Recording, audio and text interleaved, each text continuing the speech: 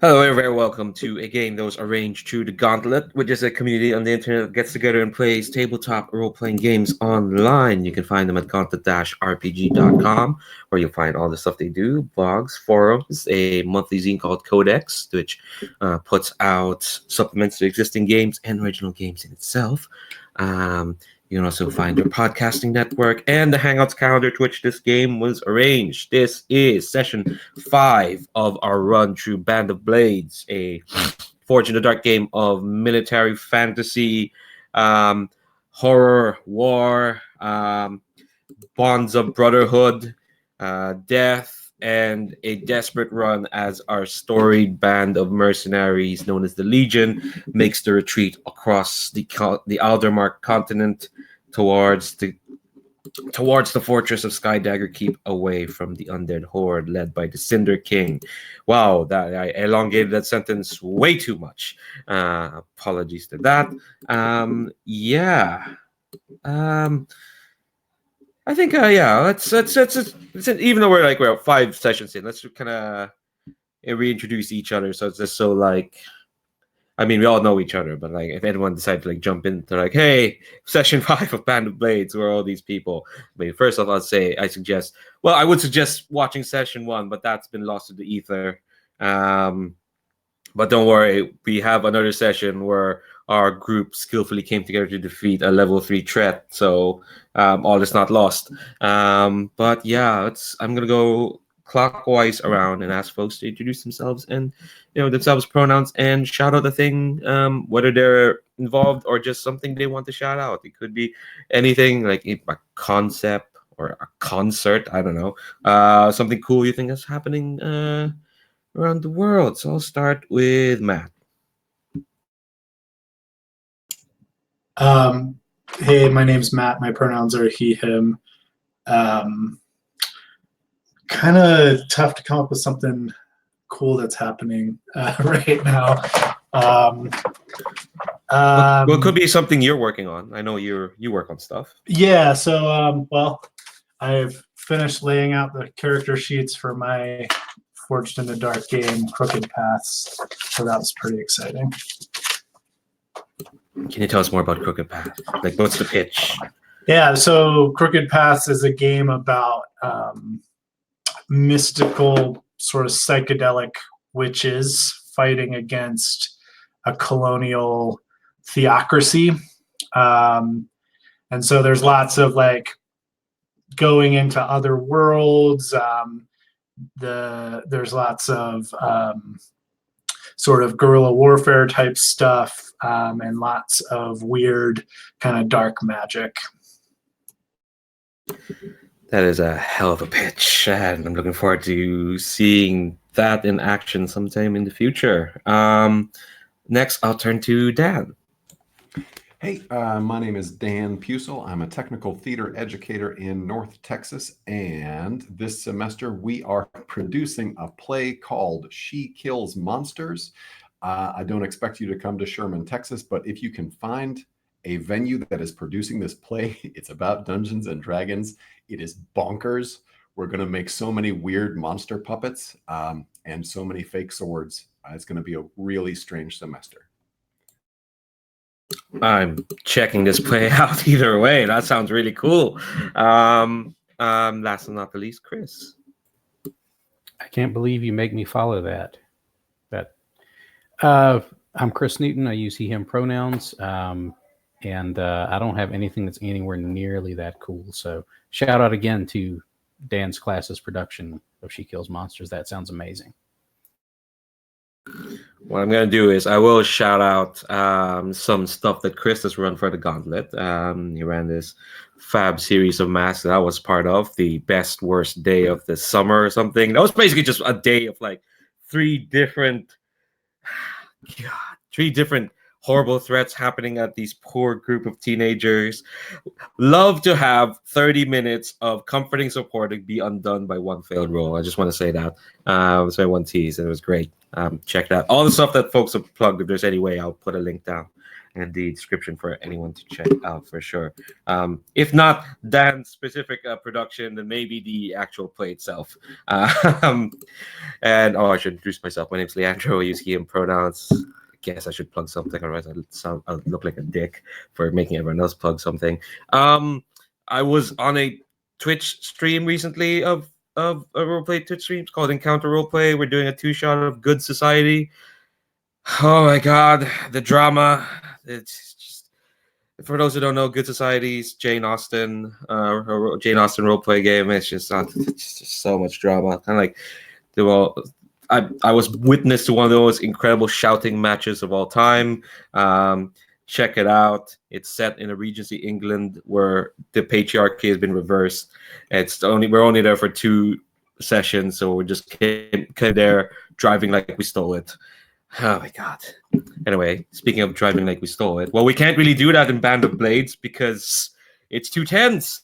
It's too there's too much on the line. We can't really just like. But then again,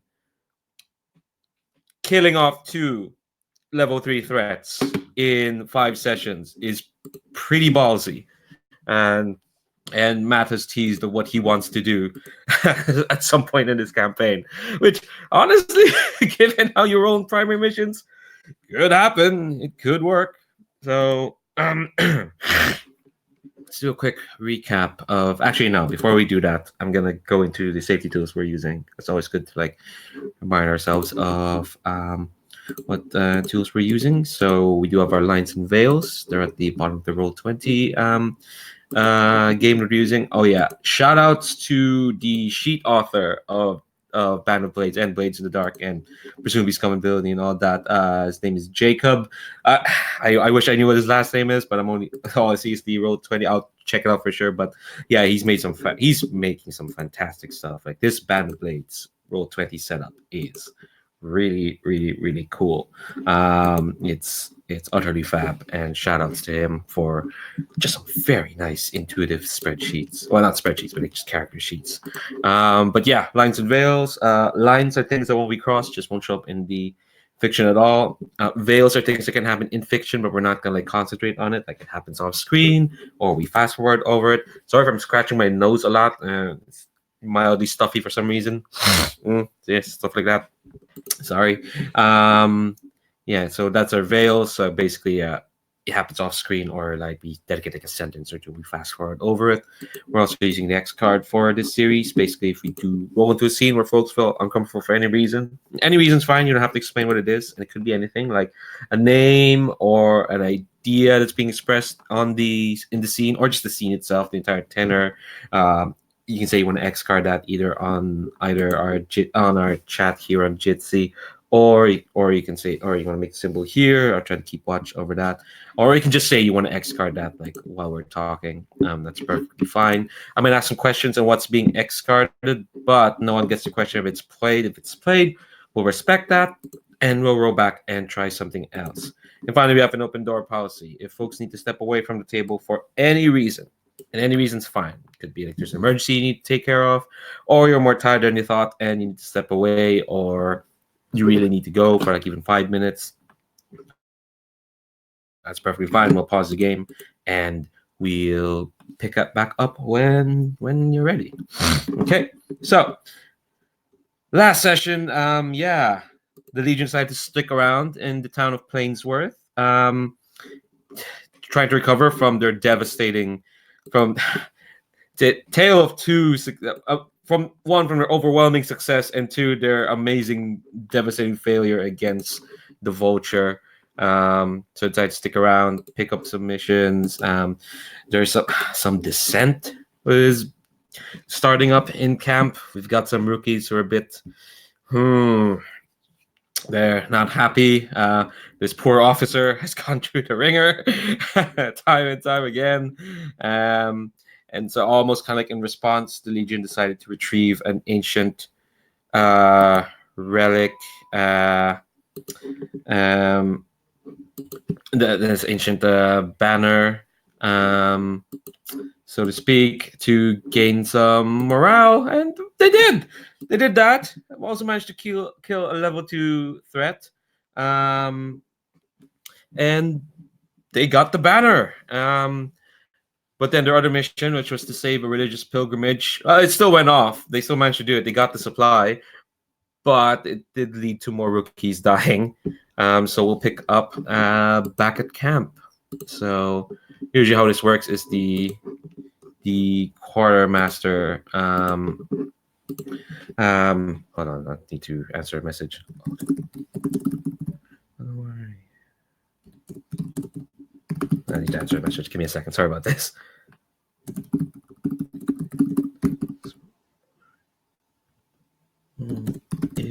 Yeah.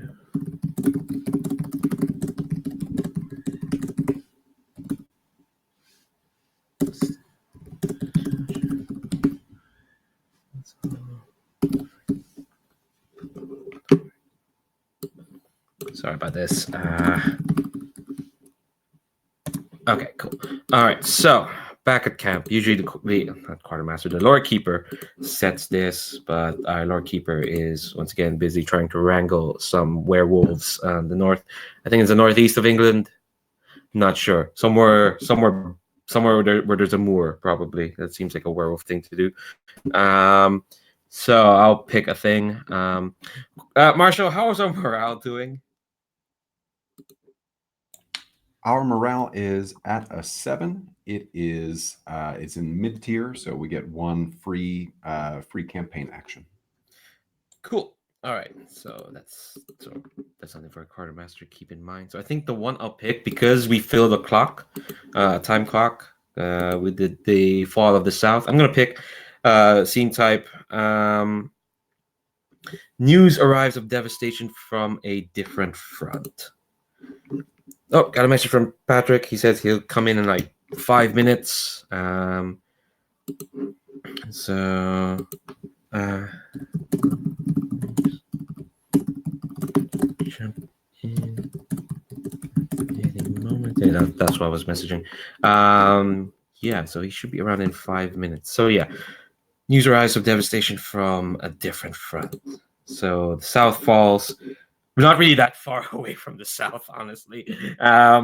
So I did mention something like the fires of Carlsberg is going to stop, but here this is a chance for us to kind of like paint how the Legion's feeling from having stuck around this village that hasn't really liked them that much.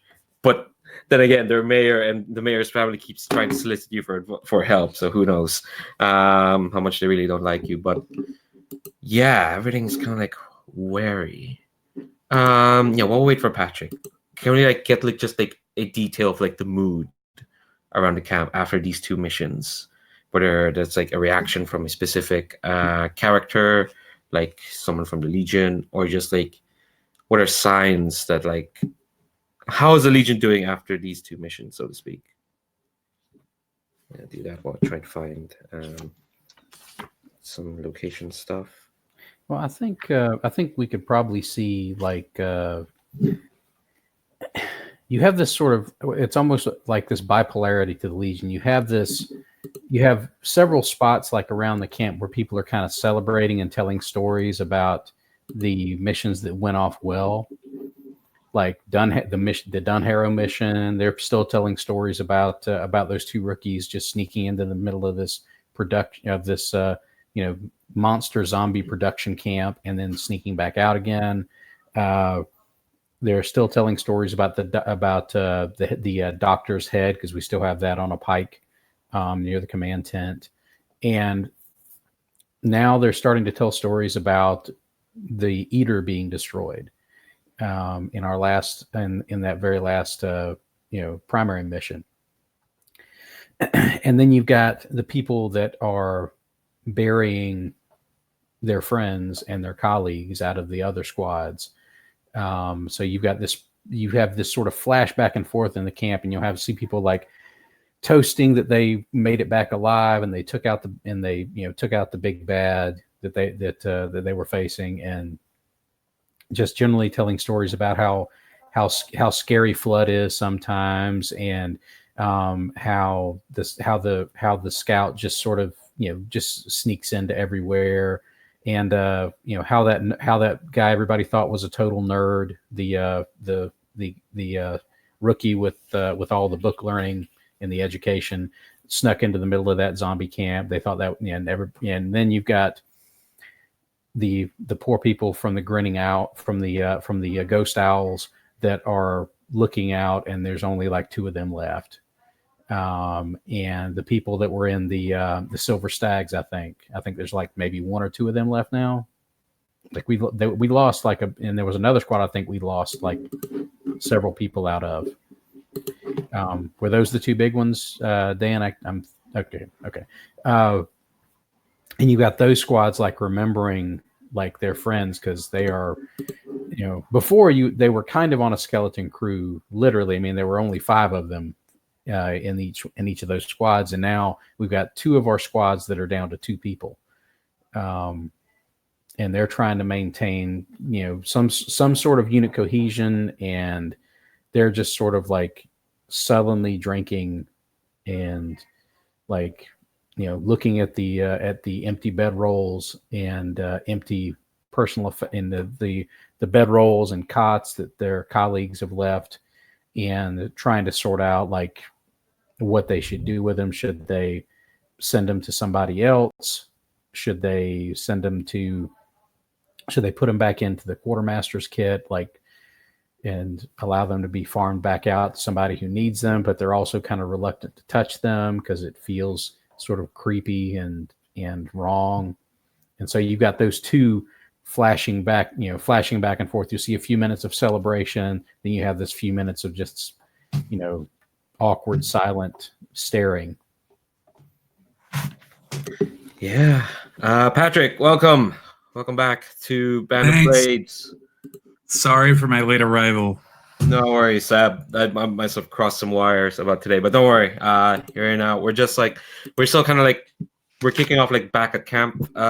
So we're kind of like, for the moment, detailing what the Legion's mood is, and then I've got an idea of what the back at camp scene looks like.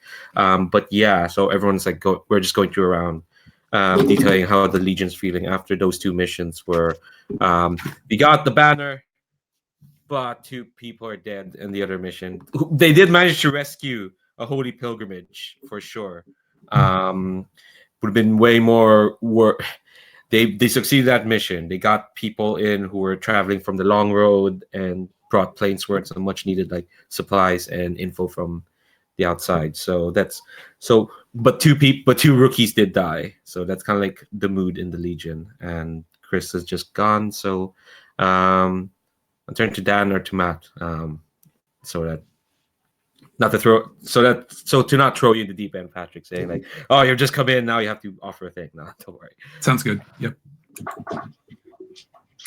I think there is a subsection of rookies, probably those who have not lost friends or colleagues, who word is getting around that there's going to be a promotion, and this is the first one we've seen, at least since we've been with this group. And so there's a subsection of rookies who have realized, oh, this is possible. You really can rise up the ranks, and so that they have reinvested in their training and in their camp duties with renewed vigor.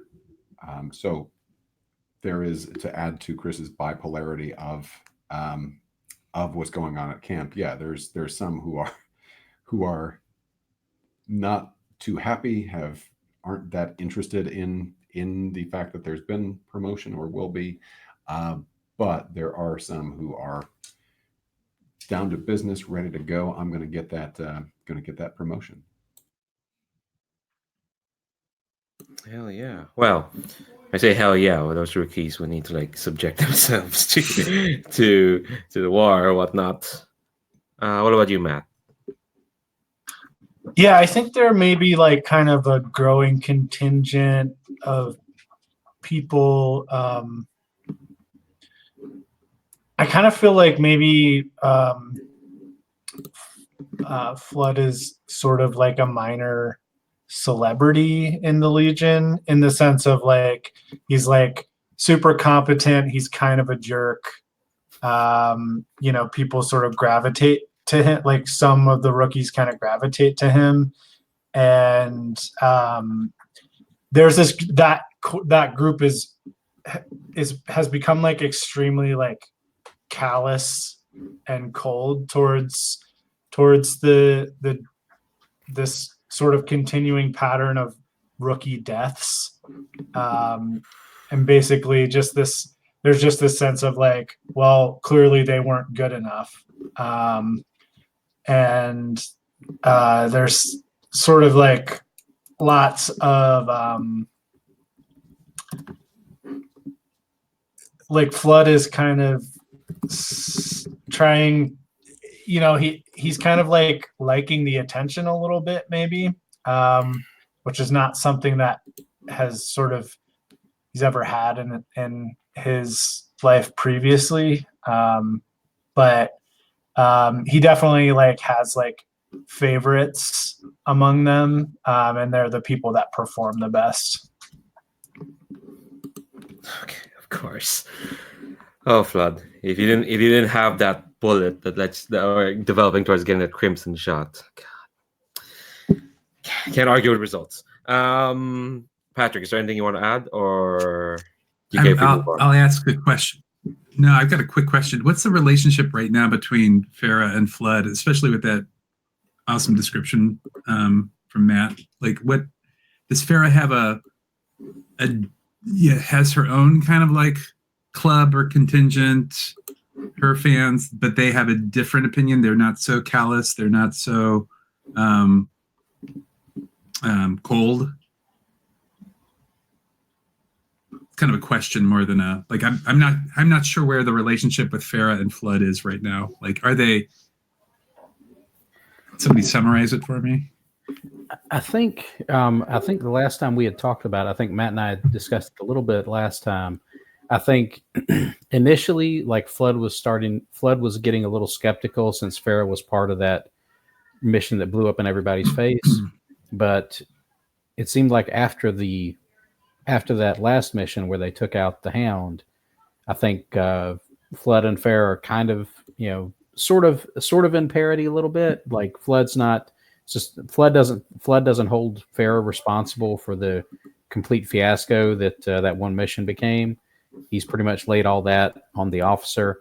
And Farah, for her, it's hard for her to develop a following because she is really self-contained. She, when she's back at camp, like you can see her like cleaning her weapons armor. You will occasionally see her drinking, but she is super taciturn most of the time. Like she is pulled in on herself and is, if she's given a job, she does it. And she doesn't accumulate people around her because it's really hard to stay in that orbit. Like she doesn't offer any sort of real positive or negative feedback. Like, the most she's ever been seen to do, I think, is like when she comes back on a mission and things went pretty well, like she claps people on the shoulder and stuff like that. But she's not an inspirational leader, and she's dangerous, but she's also not like, she doesn't get off that sort of silent Clint Eastwood badass sort of vibe that I think Flood gives. Like she's dangerous in that she does her job and she does it well, but when Flood does a job, it's usually like a lot more spectacular, and there's a head that comes back to camp because of it. That seems to be, I think that's kind of the difference right now. Yeah, and I think it's sort of like there's like mutual respect there, right? But it's like one of us is on the offense, one's on defense. Like our we're on different. I mean, obviously we're both on offense. That's how war is. But like, Farah is sort of the armor, and Flood is sort of the sword. Yeah, exactly. And so they're like kind of, I feel like there's there's a respect there and an acknowledgement of that sort of bond, but it's like one of those that's like it like transcends a boundary, but there's still a boundary. Okay. Sound good to you, Patrick? Yep. Yeah. That helps. Cool. All right. I think just in the interest of time, we'll move to this back at camp scene. So the prompt I picked from the Lord Keeper's list of prompts is news arise of devastation from a different front.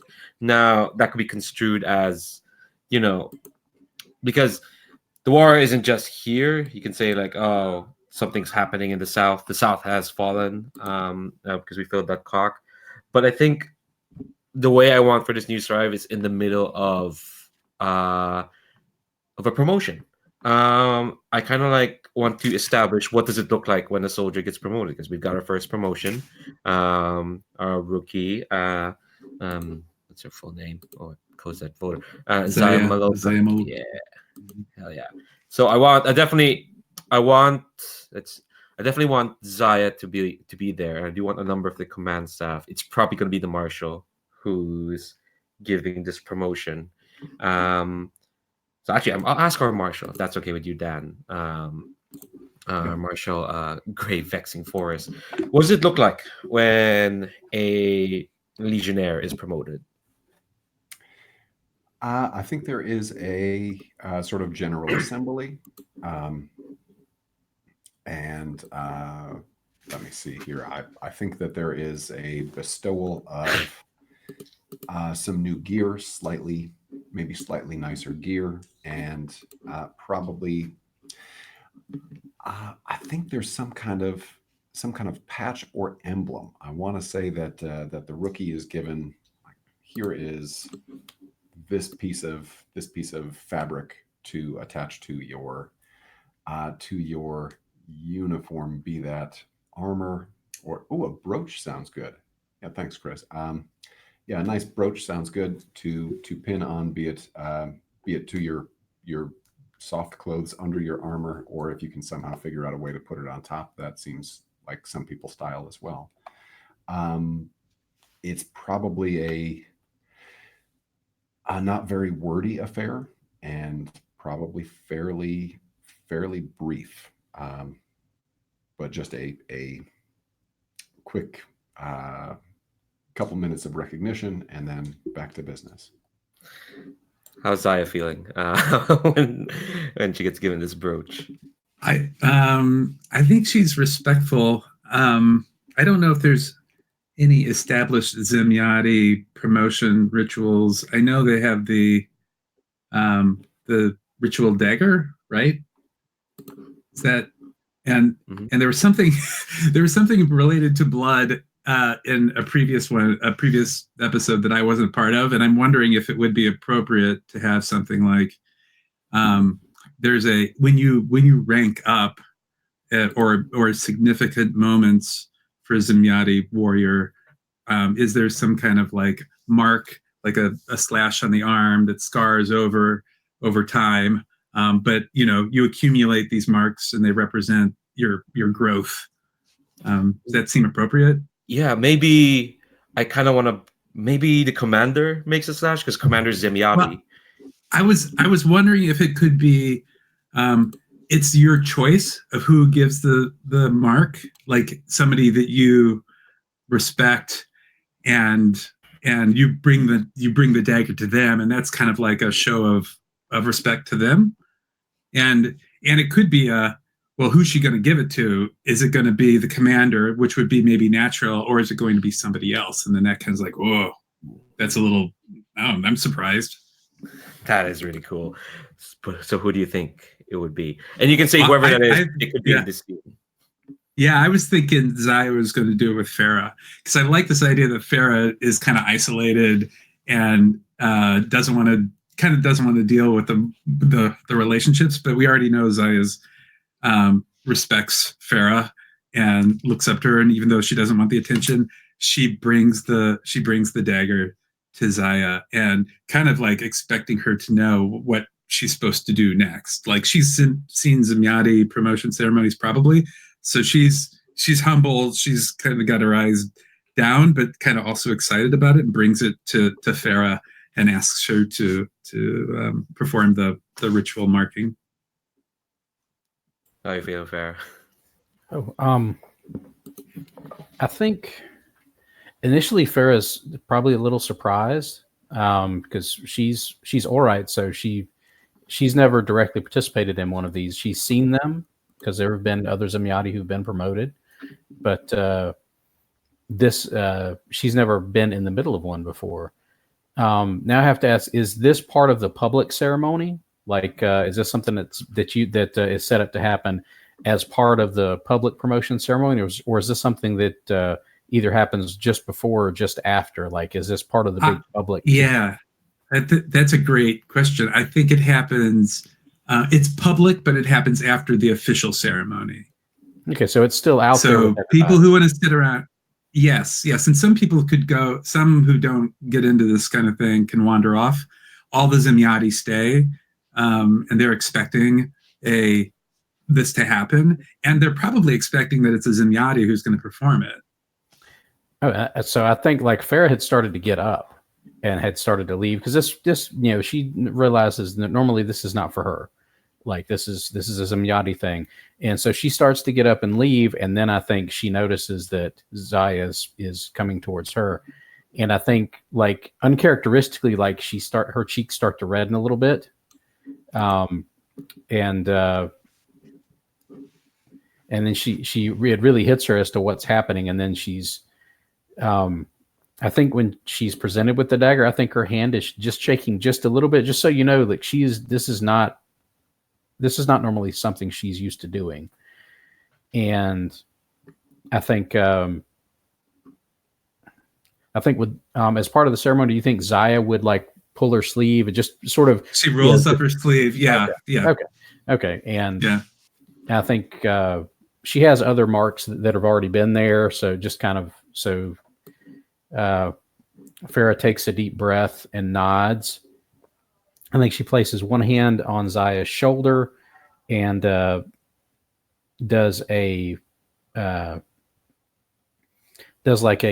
she looks at the other marks and does as best she can, a cut that matches up with the other marks.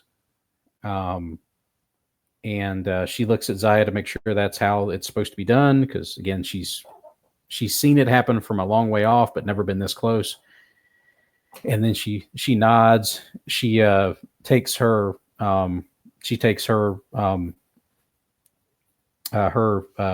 tabard, cleans the blood off the knife, and hands it back.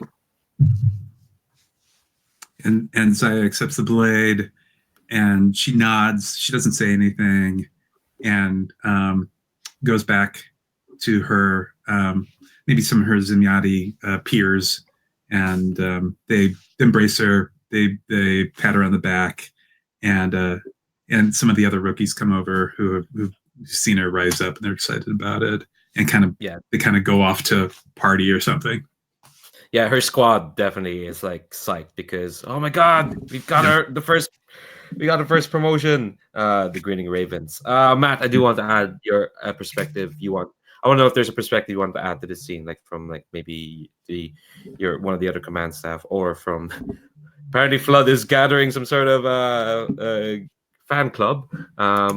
Yeah, I think maybe it's Theonin is a Zamyati, the big guy from last week, the big rookie.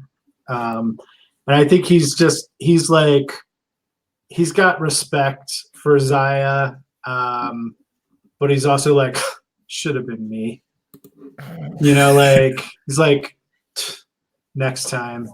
We'll see next time, who gets promoted.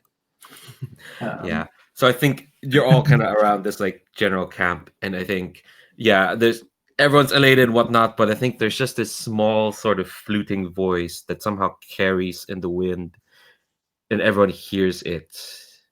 And the chosen of the Horned One says, "The South has fallen.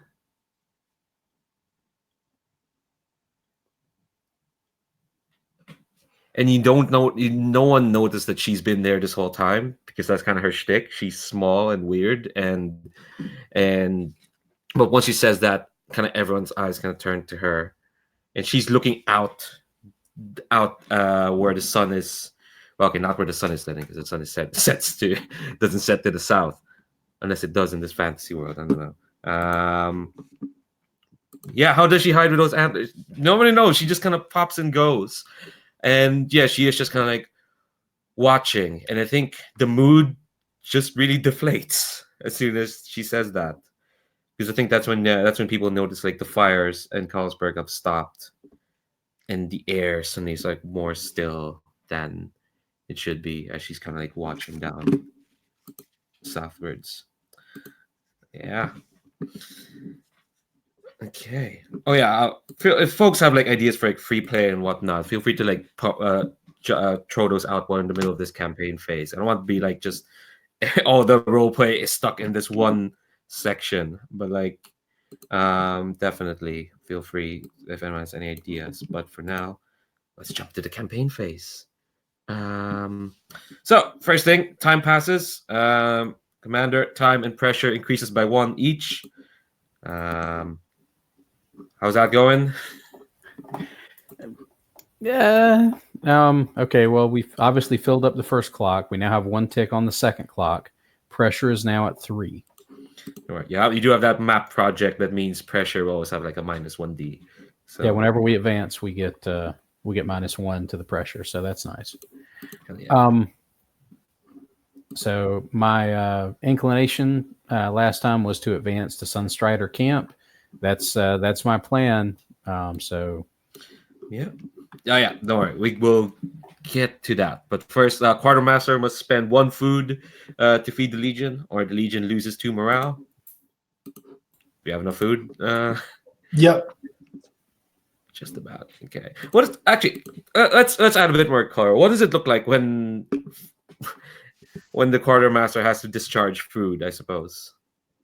Yeah. So she's I think we kind of established she has this big sort of cart overflowing with gear. And it's, it's one that you can like go up inside, right? Like it's got like it's like a covered wagon type deal.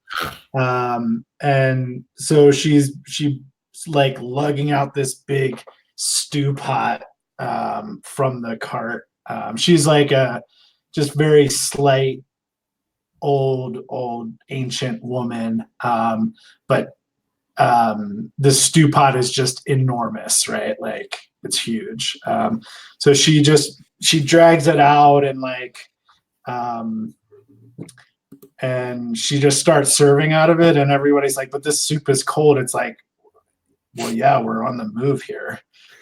She's like, did I hear you complaining? And everybody just shuts up.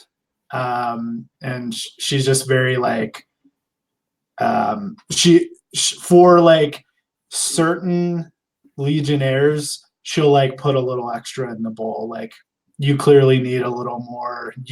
This guy clearly needs to slim down a little bit, or things like that, Always looking out for the Legion or Quartermaster. Speaking of Quartermaster, sorry, we come back to you because Lord Keeper's not here, so I'm not going to tell tales. We do have enough for one tale.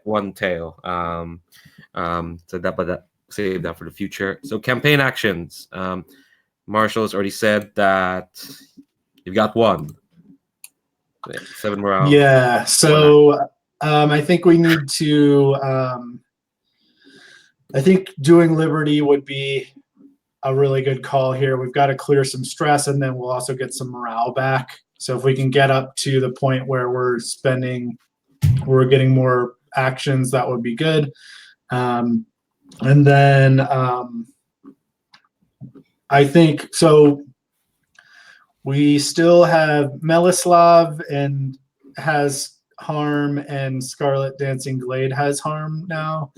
So my thought is I could spend a supply to get rest and recuperation, and then if we could have Feyre boost that, we would clear all the harm that everyone has, including our mercy.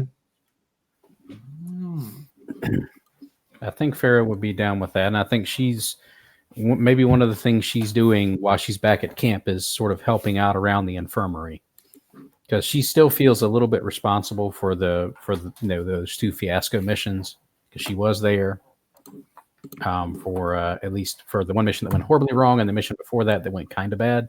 So I think that's one of the things she sort of takes on, is this sort of weird personal penance for her to do, as she helps out in the infirmary. Cool. So, all right. So with Liberty, every character clears up to 3 stress. Good luck with the bookkeeping, Marshall. And increase Legion morale by 2. And with a boosted rest and recuperation, every Legionnaire gets 2 ticks. So yeah, including our mercy. So yeah, everyone's healed, including our poor officer. This is also time for the Spy Master to do your stuff. Mr. Spy Master Anton Martico. So you got 2 spies. Yes, I got Ingrid and Anyetin. We were starting to set a trap for one of the lieutenants coming up, and I think we want to continue on that. I think we wanted to put, well, and then the other question is, do we have any need to, so Onyentin augments mission has a +1 on augment mission assignments.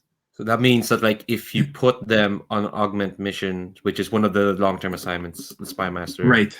Okay. you have an extra die. Right. Yeah, and then, when the augment mission gives more reward. Okay. Yeah. Right.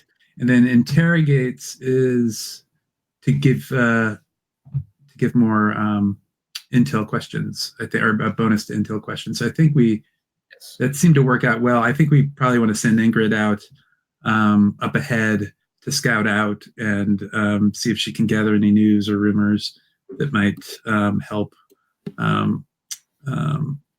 our leaders in their intel questions. So we're going to do that. And then Onyetin will continue to work on laying a trap ahead for Lieutenant. Cool. All right. So, what does this look like? Because I do want to paint the picture a bit more. Yeah. What does it look like when our Spy Master, Anton Martico, so Anton is meeting with has finished meeting with the leadership and is heading over to Ingrid, because Onyetin's already out. He's still working on laying the trap, but Ingrid she is Aldermark. She's very energetic, peppy, very easy to kind of mix and mingle with all sorts of folks, and she's ready to go. And where are we heading again, Chris? Sunstrider Camp. Sunstrider Camp. And I'm sorry. So what is Sunstrider Camp? It's a bustling trade. It's used to be a bustling trading post, but it's now a refugee camp. Okay. All right. So the Spy Master is meeting with Ingrid and handing off the assignment, and he's like, okay, this is really important. This is the next time we move forward. I know you know the situation. And she's like, I think she's explaining what she's going to do. She's like, I think I'm going to blend in with the refugees. That'll be easy to do. I'll see if they've heard about anything up ahead or behind, get the lay of the land. And the Spy Master explains that she's still trained. She's not a master spy by any means. So he's like, you're going to need to be careful. Take extra precautions. Don't you've been known to kind of take risks. This is not the time to take risks. We need you along for the long haul. And she kind of gives him a wink and heads off. It's like kind of takes the advice, but kind of like, I got this, don't worry. Okay. So What that means is what she does mechanically is that commander, you'll have 2 intel questions. Normally you have none because you spent all your intel, but you can ask 2 once we get the missions. So Ingrid's being Does very... Ingrid need to roll for that at all, No, or it's a is it simple assignment, so Okay. there's no need for a roll. great? Cool. Onyetin, though, needs to roll for All right, his... for the laying trap, Hell yeah. and I don't get a bonus on this. No. What do we got? All right, 5. Okay, so on a 5, yeah, 2 more ticks. Slow going, but slow and steady. It's tricky to... Well, I say tricky, but the Legion has killed 2 infamous. Maybe it's trickier to track down a lieutenant. Probably is. But yeah, Onyetin's plugging away. I think at this point he's like found the lieutenant, but he hasn't figured out what the trap is. Yeah, no, the lieutenants are tough. They're level threat 4, for sure. Okay, so those are campaign actions. So yeah, up next, Commander. Is the Legion advancing? Even though you already said, but I need to do the ritual. Yes, the Legion is advancing to Sunstrider Camp. Hell yeah. I should probably just say what the other option would have been like for anyone who's watching this. So the other option is the Long Road. It's an old Empire road going up to the mountains. Yeah, the choice between Long Road and Sunstrider Camp would have been that the Long Road is a longer route and supply deprived. There's a hope of being able to shake off the broken up in the mountains and get powerful artifacts and blessings that the annals say are up there. But Sunstrider Camp is the southern route where there's better supplies and there's more route options. So yeah, we're heading off there. And so yeah, if the Legion advances, the commander will roll pressure, see how much time they accumulate. So feel free to get rid of one of those pressure when you're rolling, because you can just press that pressure button, right? Okay, I've lowered the pressure from 3 down to 2. Okay. Based on our long-term project result. Mm-hmm. And so I just click on pressure to roll that. This one you want to roll low. Yeah. So. Oh, is there horses? Oh, there's no horses. I forgot. Yeah, we don't have horses yet. That's one of the things we can get at Sunstrider Camp. This is a reminder. Yes. Brush the cat. Okay. Well, 4. Hey, 4. Yeah, 2 ticks is not the worst. It's not the worst, for sure. Yeah. So okay. Yeah. So there's no horses, and all right. So first off, let me get rid of this page for Plainsworth, and let me add the page for Sunstrider Camp while I read out kind of like what its deal is. And then again, let's do like a bit of scene setting of how the Legion arrives to this place. So Sunstrider Camp, as I mentioned, once a bustling trading post for, plainsfolk, pilgrims, anyone traveling around, anyone heading north or west, but now it's choked with refugees. The permanent place in Sunstrider Camp it's a winter camp for the biggest of the horse clans who kind of like roam and control these plains. The leader of the camp is the horse lady Shaga and her riders. They've taken charge. They fortified the place. They're providing food. They open doors to the refugees. Try to provide shelter for anyone who can't fight. But anyone who can fight, they are insisted that people should join their mounted raids because times are tough. They need all the help they can get. Most of the plainsfolk who ride here, they ride a special kind of local horse that's known for their speed, hardiness, unruliness. There's some rumors that they are offspring of the Horned One or Chosen Blessing, but the Aldermark called them the Fulimine, but everyone else calls them firemanes. So while most of the undead are at the top of the list, there's a lot of like chaos here thanks to some mountain bandits who are deciding to try to profit off the chaos of the war.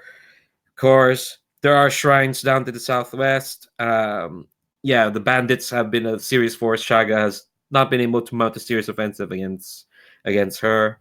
And there are rumors that the Cinder King is crossing from the sea down south. So, see that like outpost that's not marked? Yeah, no one wants to go there because the rumors that the Cinder King is dropping down there. So that's Sunstrider Camp. The special rule for this place is that acquiring horses, hint hint, is as a plus 2 dice. So there's a way to get some horses. But yeah, let's get like a shot. I want a shot of each from each of you describing the Legion arriving to Sunstrider Camp and setting shop, so to speak. So give me a minute to think about that.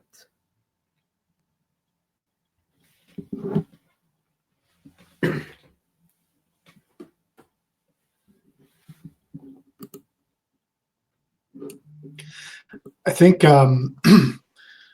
so. At some point, Violet, the quartermaster, sort of pulls her oxen cart up along near the commander, and she's pointing out over the fields and says, "Do you see those horses? Could use some of those." And is just very like, I think the commander probably is just like all in good time kind of thing, like but Violet is just like thinking ahead for this like big march across the plains and through the forests that we're headed towards.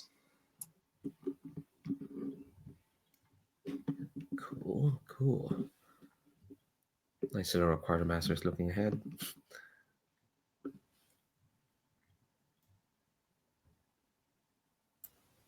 See, I think you see as we're coming up, the main camp is still like it's set up. You can tell that the Sunstrider camp is set up by people who do this stuff all the time.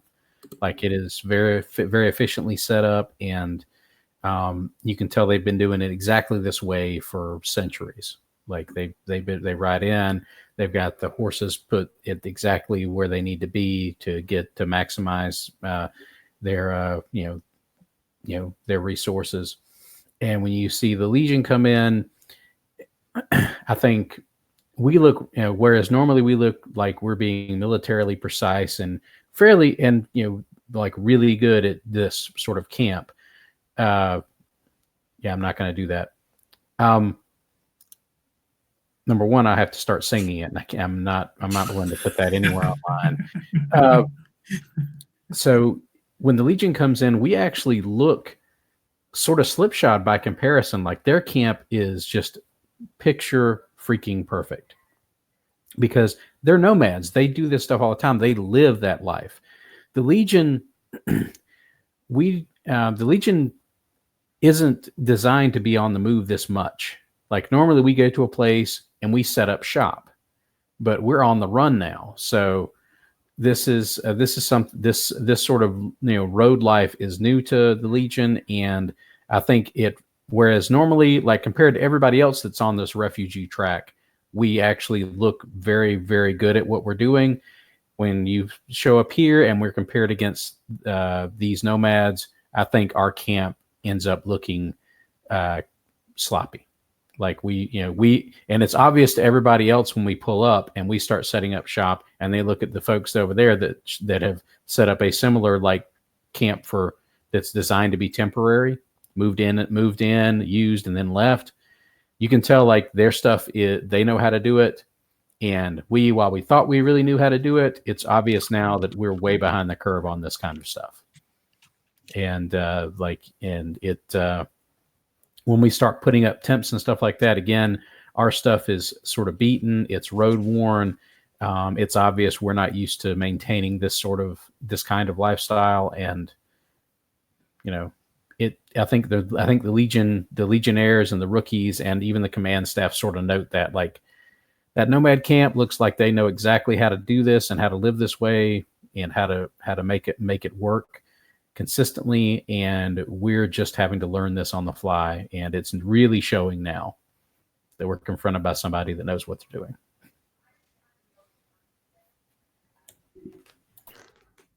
I think Marshall Gray Vexing Forest has taken a rookie aside who he's confirmed can read and write and is dictating basically some recruiting text. Would you like 2 hot meals a day, a place to sleep, and the chance for upward promotion and glory? Join up with the Legion, and so I can then write. We don't have phone numbers. Write something on the bottom a bunch of times over and cut it into several small strips so that you share one off.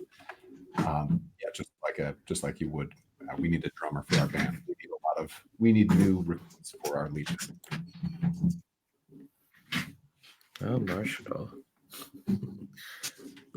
Patrick, is there a detail you want to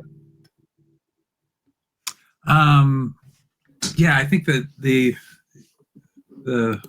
outside of the military encampments, there's a pretty large refugee camp, and it's, I think, we're used to seeing soldiers and the wounded from battle, but this is a whole other thing where you're seeing civilians, families, children, and the lucky are living under tents. The others are kind of out in the open. The weather's been affecting them. There's clearly, it's organized, like I think Chris was saying, but it's still a very desperate situation where there's clearly not enough food to go around. There's arguments that break out. The stench is not the stench of battle, it's the stench of garbage and humans in a place where they, it's not the most cleanliest time, but like it stinks of unwashed human and kind of sickness as well. So that's kind of permeating the mood in the camp. They're doing their best to keep it organized, but it's there's this kind of this sadness of humanity outside of the military camp. Cool. Well, not cool. Yeah, but so sad. It's rough. All right, so I think in like the days that the Legion gets situated here, 3 missions bubble up. So I've revealed them. I'm gonna read them out. Mission 1 is the special mission that our commander spent intel to reveal. It's a supply mission with favor of glory and wild. The Horse Lord Netar has thrown in with the broken, dreaming of elevated status after they sweep the lands. He hosts a lieutenant in his own tent, and his riders are beginning to exhibit signs of corruption and blight. Many of them, however, ride the legendary firemanes, steal a number of these horses either from his corrals or from undead reinforced scouting parties to supply and reinforce the Legion. So the reward there is Quartermaster gains 1 firemanes, 3 uses like horses, but they reduce 2 instead of 1 when advancing. That's pretty good. But the penalty is more pressure. Second mission is a recon with a favor of wild. Scouts have reported that the lands around the Long Road and Daresh Forest are becoming blighted almost overnight. Clearly, there's some powerful undead magic being woven in those parts, so threatening is the idea that the forest of Aldermark may be subjected to the blight, that the Horned One's Chosen has expressed interest in joining the Legion squad, investigating the matter. So enter the edge of the corrupted lands and find out what's suddenly causing this blight.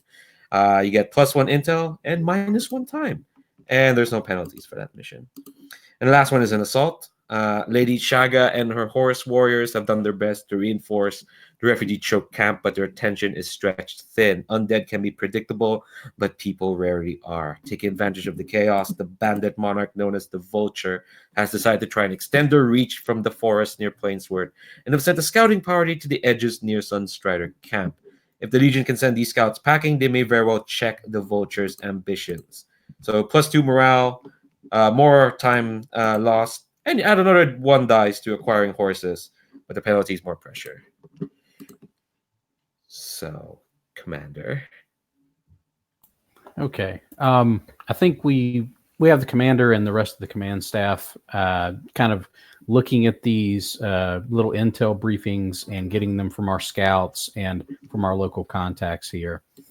And I think uncharacteristically, the horned one is there. And my inclination and what the commander is pressing for is that we try and do the third mission and the first mission, because those are the two that give us the best rewards for completion. The firemanes are spectacular as a supply, and mission 3, the rewards for that are more morale, which we need, reduction in time, and making it even easier for us to acquire other horses. And there's no penalty for not doing the recon mission. So I hate to leave that. It sounds really interesting, but I hate to leave mission 2 behind. But it's the least it's the least rewarding tactically of the 3 missions. Should have added a penalty to that. Damn, that's not what the Chosen says.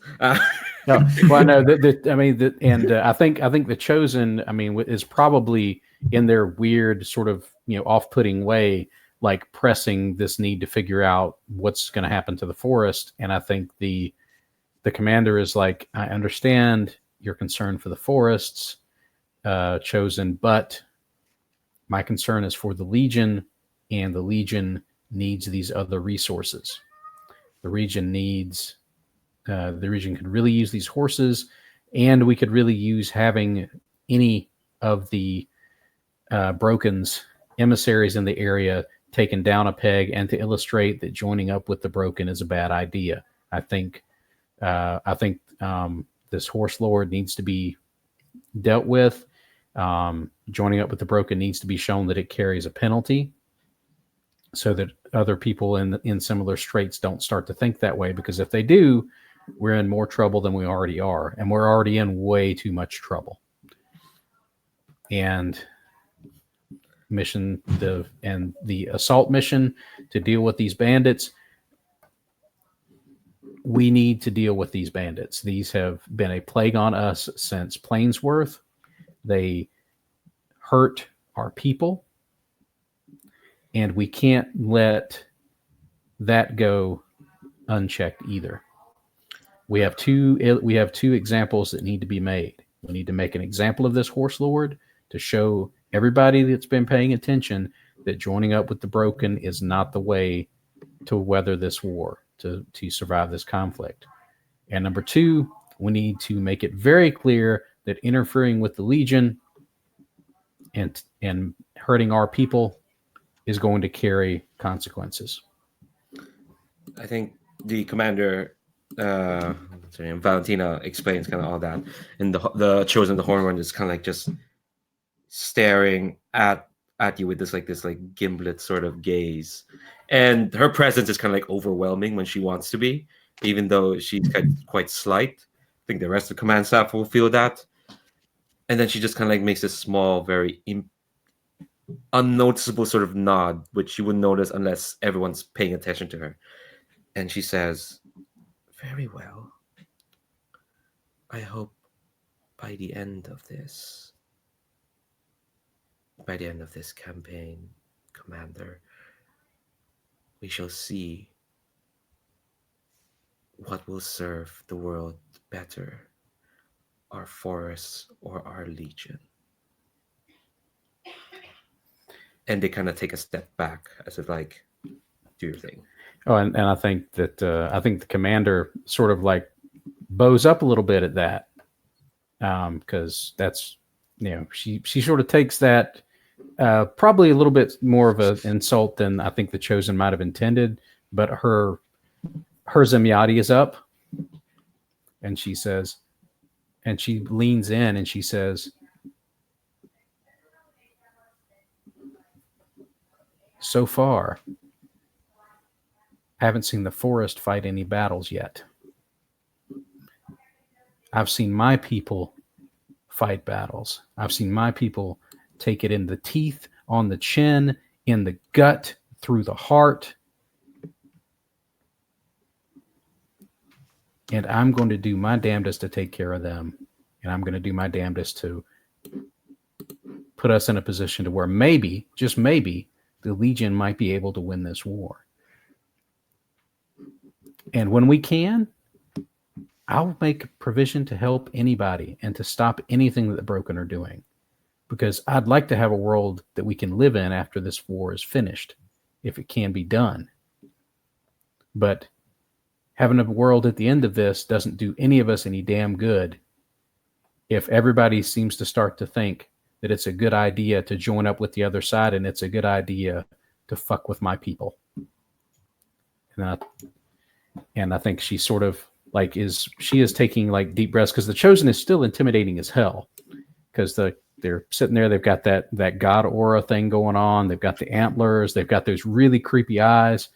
But like, I think in order to confront the Chosen that bluntly, I think you can tell that the commander is sort of breathing hard. Like that took a effort more so than it would have been to just dress anybody else down. Like that took a lot out of her. Mm-hmm. I do want to say mechanically, if it does feel like the Chosen hasn't done anything. She's the one protecting the camp while you're all doing your missions. I forgot to point that out way back, because I've honestly forgotten how to use the Chosen. Oh yeah, and I think the commander understands that, but like, yeah, there's a tense moment. Yeah, she took that number one as a number one. She took that as a swipe against the Legion, and number two, she took it as a swipe against her. Yeah, the horned one, it feels like the one who'd care less about people, honestly, and more about, they care about the forest, not the trees. I think that's what it feels like. But yeah, mechanically, your instincts are sound. Those two missions sound like the ones to focus on.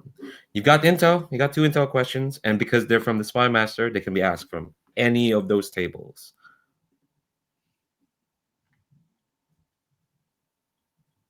You're muted, Chris. Let me take a look at the tables again now that I've sort of burned that part up. Oh, sorry, I didn't mean to move that. Okay, let's see. We've got 2, so we get to ask 3 intel questions total. Am I correct? Do you have any remaining intel left? Well, you just said we got 2 questions, not 2 intel. Yes, from the spies' actions. Okay. Yeah. Which list do we ask them from? Any of them? Because it's the Spy Master stuff. Any of them. Oh, okay. Yeah. All right. So let me move my. Ingrid's putting in the work. She's snuffing up all the rumors. All right. So she's come back from the refugee camp and ready to give you the stuff. Okay. All right. At the Horse Lord's camp, which lieutenant is it? That's from the list of 2 or more intel. The first question on that list. Yes. I think it's all. I think the information is readily available because Ingrid talked to people who saw her arrive to the Horse Lord's camp, and it's normally, these lieutenants, they're kind of like very flashy and obvious, but this one is kind of like they're lieutenants. This one is almost like, if not for the fact that Ingrid's training as a spy, she'll notice like when this person kind of slipped in. And that's the thing. This is a person. This isn't an undead. This is a human being. And she's kind of and before this war, she was kind of well known as well throughout like the land. She was this like engineer who was like pioneering some stuff. And I think that's the only reason Ingrid would have known who she is, because like there was a moment when she kind of like turned her head and Ingrid saw her face and she recognized that, oh, that's Victoria Carhow. And Patrick, you're in here, but like they found that name. The Legion found the name in the Spitter factory. There's designs for this creature, and it was signed by Victoria Carhow. And I think during that time, there's been some work. People looked into that. This is an engineer. She's an Alright, who was well known for like advances in like clockwork and siege weapons, advanced clockworks. She's kind of like she's the most steampunk ass character probably in this entire book. So that's who Ingrid spotted being entering the Horse Lord's camp. Now, just because she's human doesn't mean she isn't a threat. Like I said, advanced clockworks, that sort of thing. So she's if she's not personally dangerous directly, she's probably got plenty of guards who are. Yes. Okay. So we know we're looking at her in the Horse Lord's camp.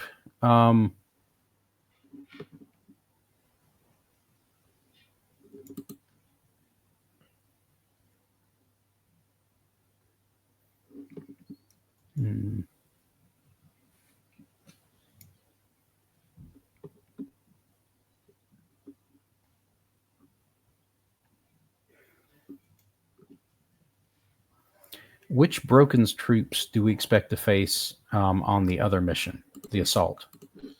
The assault. Would there be? Do we have any information about there being any Broken involvement or any undead involvement with this Bandit King now, or is it just?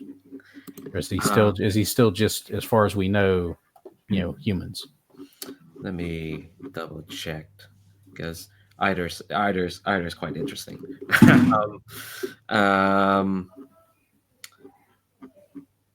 Let's see. Let me just scroll down.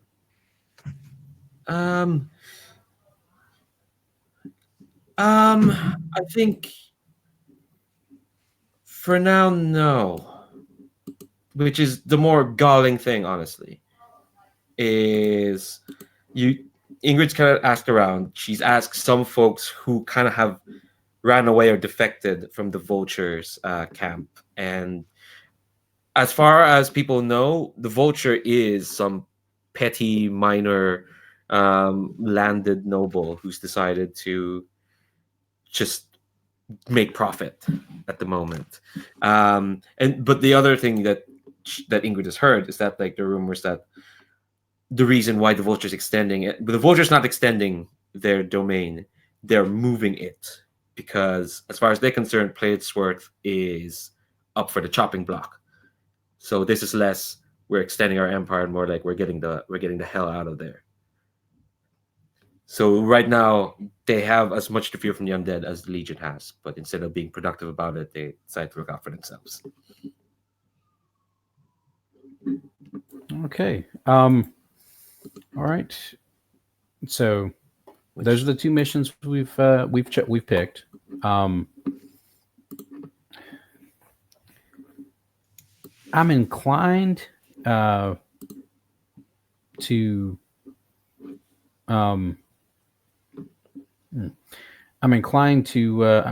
roll honestly for the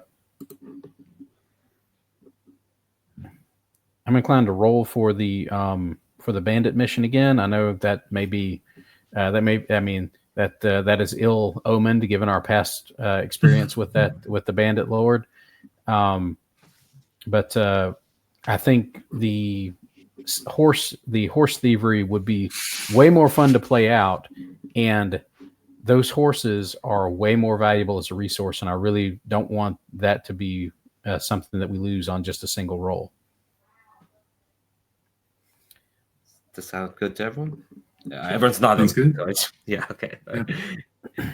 Okay. So I think because we've been here for an hour and a half, I'm inclined to call for a break, and then when we come back, we'll assign the Marshall. You get to assign. I know. Sorry, you just came back, Dan. But like, let's see. I don't want to say 10 minutes. Let's come back at 35 past the hour. But good, big 3-5. All right, cool. And then, yeah, we'll assign the missions and see how you get on. ERP.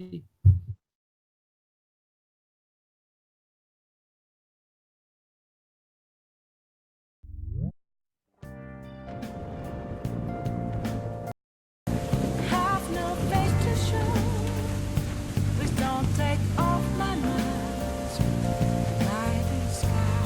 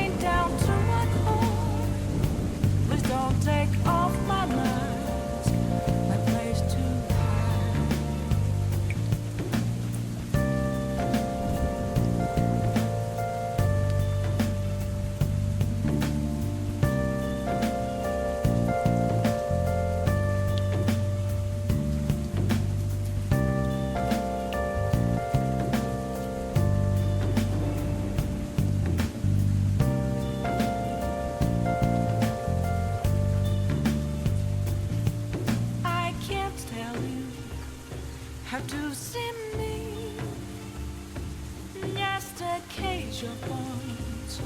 There's nothing inside. Will it always be burning down the walls? Is there a way for me to break? I'm a sharpshooter at Paul's masquerade. I'm in both face and mind, all free for you to draw. I'm a sharpshooter. Yeah, to answer your question, Patrick, yeah, I don't think you have. So, well, yeah, since you're the one who got her that advancement, feel free to do that. I think the only thing you need to do is to pick a special ability from the new list that's now in her character sheet.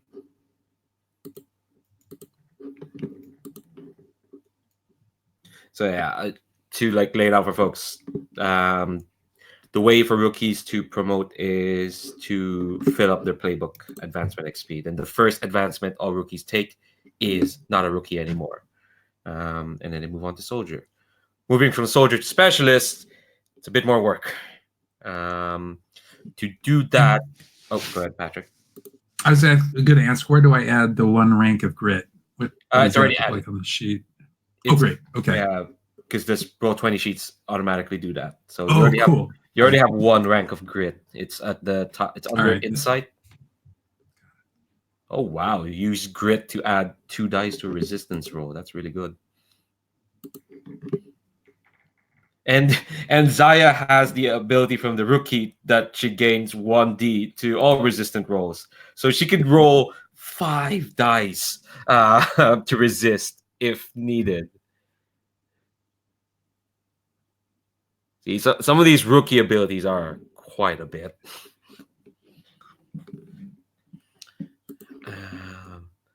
But yeah, to upgrade from a soldier to a specialist, what you're gonna need is you need to have all these starting dots that a specialist normally gets. Oh wow! So yeah, it's a way more work. Yeah. Go from soldier to specialist.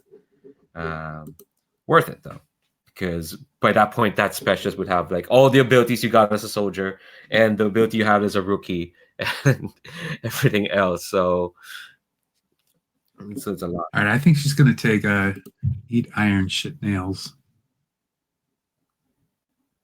More dice to resistances. Come on. That is a lot. All right. Okay, so we've got our missions. Now we turn to our marshal. Who's going on what mission? For clarity, our primary mission is the supply mission. Is that correct? Yeah, the bandit lord and Carhartt. Yes. Awesome. So I think that sounds like we could aim for a more quiet mission there. So I think sending our scout is a good idea.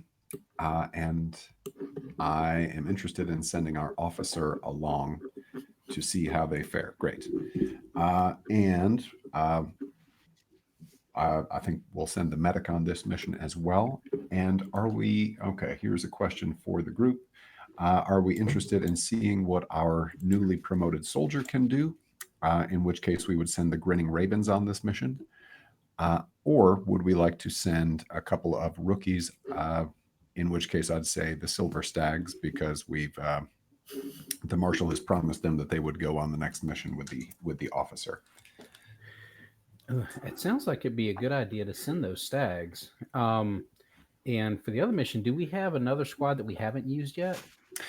We have the Shattered Lions and the Star Vipers, of whom no one is named. We have not sent anyone in either of those on a mission.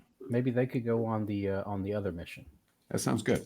Yeah, I think the Shattered Lions make perfect sense to send on that mission, along with, I'd say, our heavy. Yeah. Hell yeah. Does that sound good, folks? Cool. So yeah, I say we have 2 named stags, but we have 2 remaining stags. Or maybe I would suggest this: send Farah and Flood on that mission against the bandit lord. Like basically send a message there. Like that's our two heaviest hitters. We send them, both of them, to take down that bandit lord. I think that that sends a message to the other squads that, hey, we're not letting that go. I think that makes sense. Now, the penalties that specialists get on these missions can be pretty stark. They might come back with 3-level harm, the both of them. If we're happy with that, I can absolutely send Flood along. Yeah. Okay, I mean, let's do that. I mean, well, let's see what everybody else thinks. I mean, I don't want to I'm just saying, like, from the commanders, like Dander is up perspective. Like, I think she would be definitely inclined to basically have our two best go and give that bandit lord a serious kick in the unmentionables. And that would be the way that she would think about it.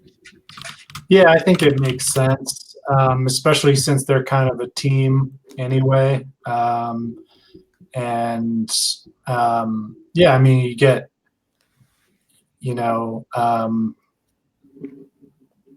it's always a risk. So, getting a little XP for our side mission, that I think that's a good risk. Okay, that sounds good to me. So Farah and Flood will be accompanying 3 of the Shattered Lions to this assault mission to turn back this scouting party from the local bandit. Great. All right. So who wants to play who? So we've got, for this primary mission, we've got our officer. Finally, Melislav is getting the spotlight. Sounds like Chris here. You said that as a wish, so I don't think anyone's going to complain. You got 4 XP from the 2 missions for Saw that survived. So if we do distribute those. Oh, and we've not picked any traits for him yet. He is Zem. Is he Zemyati? I think the naming seems to be Zemyati. You made this, right, Dan? You made this character, right? Yeah, that's Zemyati.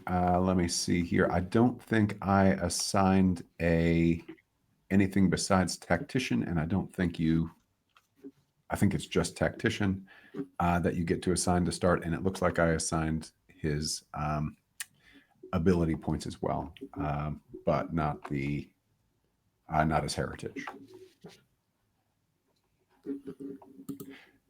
Cool. All right. So I'll leave that up to you, Chris, then, to assign the rest for Melislav. What about the rest? So we've got Raya, our medic, who is now carrying trauma. She's now reckless, apparently, which is a good trait for a medic to have, for sure. We've got our scout, Scarlet Dancing Glade, who also has 2 XP to distribute. And we've got our 2 cocksure rookies. We've got Arun, who is the Barton guy who was very gung-ho before the mission, but is now not talking much. And we've got Theonin, the wants to be the heavy. I should have been at that mission. Ugh. Don't know why he got a cowboy accent there. But yeah, what are the 3 of you interested in playing? I'd like to play Theonin. I haven't played a rookie yet, so it'd be a good time to do it. How much selves, Dan? Patrick? I wouldn't mind playing Dancing Glade. Cool. Yeah, so you got 2 XP to hand out. Then I can play Raya. Cool. Hell yeah. All right, so that leaves wow, the silent one who's not talking much will be the NPC. Yeah, fancy that. Well, at least we've got an officer who can. Well, maybe we'll see. We'll see how effective Melislav is, given these 2 rookies they have gone with him before. Oh, Jesus. Fun times. All right. I guess we have to roll engagement then. Marshall, let's build that roll. Oh, no, before that, everyone assign load. For characters, a reminder, we are off to try and steal some horses from a horse lord who is courting to Broken with I should specify the Victoria Carhall is a lieutenant of Blighter. Because I think that was kind of obvious for anyone who was at that Dunharrow Spitter raid, but because Patrick wasn't there, Blighter, yeah, the poison one. Yeah.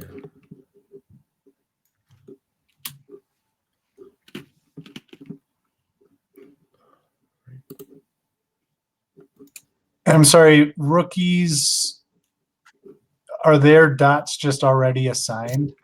You should have 4 more. It's like creating a new character. Let me find Okay. that sheet. Yeah. So 4 yeah, more. yeah, Okay. 4 more, and yeah, and then you pick traits. Folders.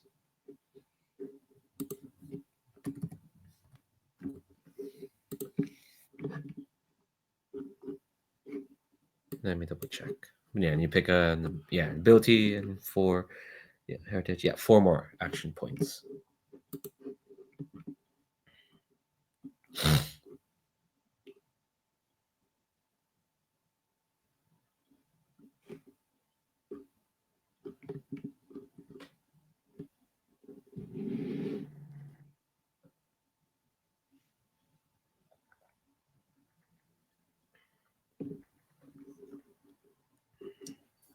When do you add special abilities?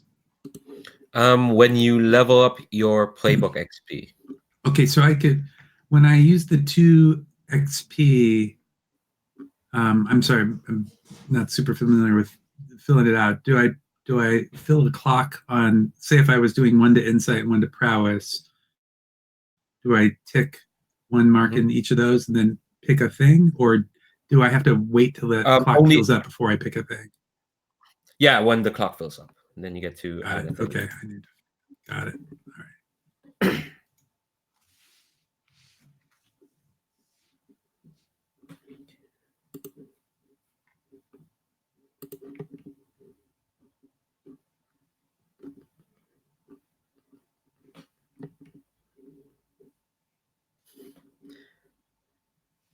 All right.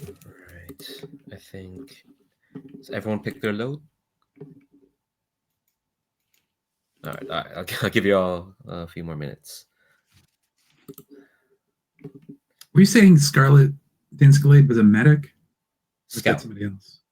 Scout. She's Scout. Or he's a Scout. Okay.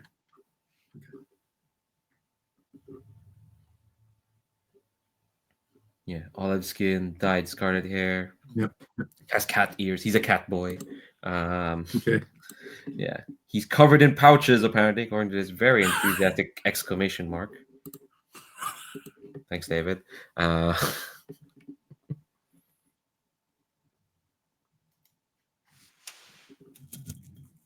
that flare gun.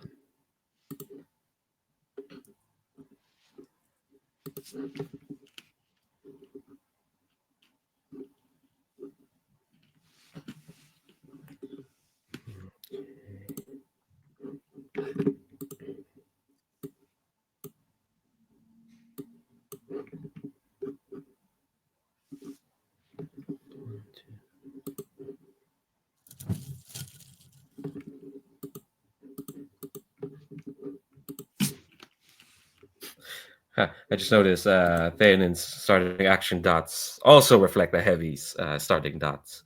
I'll also point as well, like it for a soldier to promote as a specialist, you need all the starting dots, including the special action that a heavy has. So if you look down, there's the specialist, all those ratings.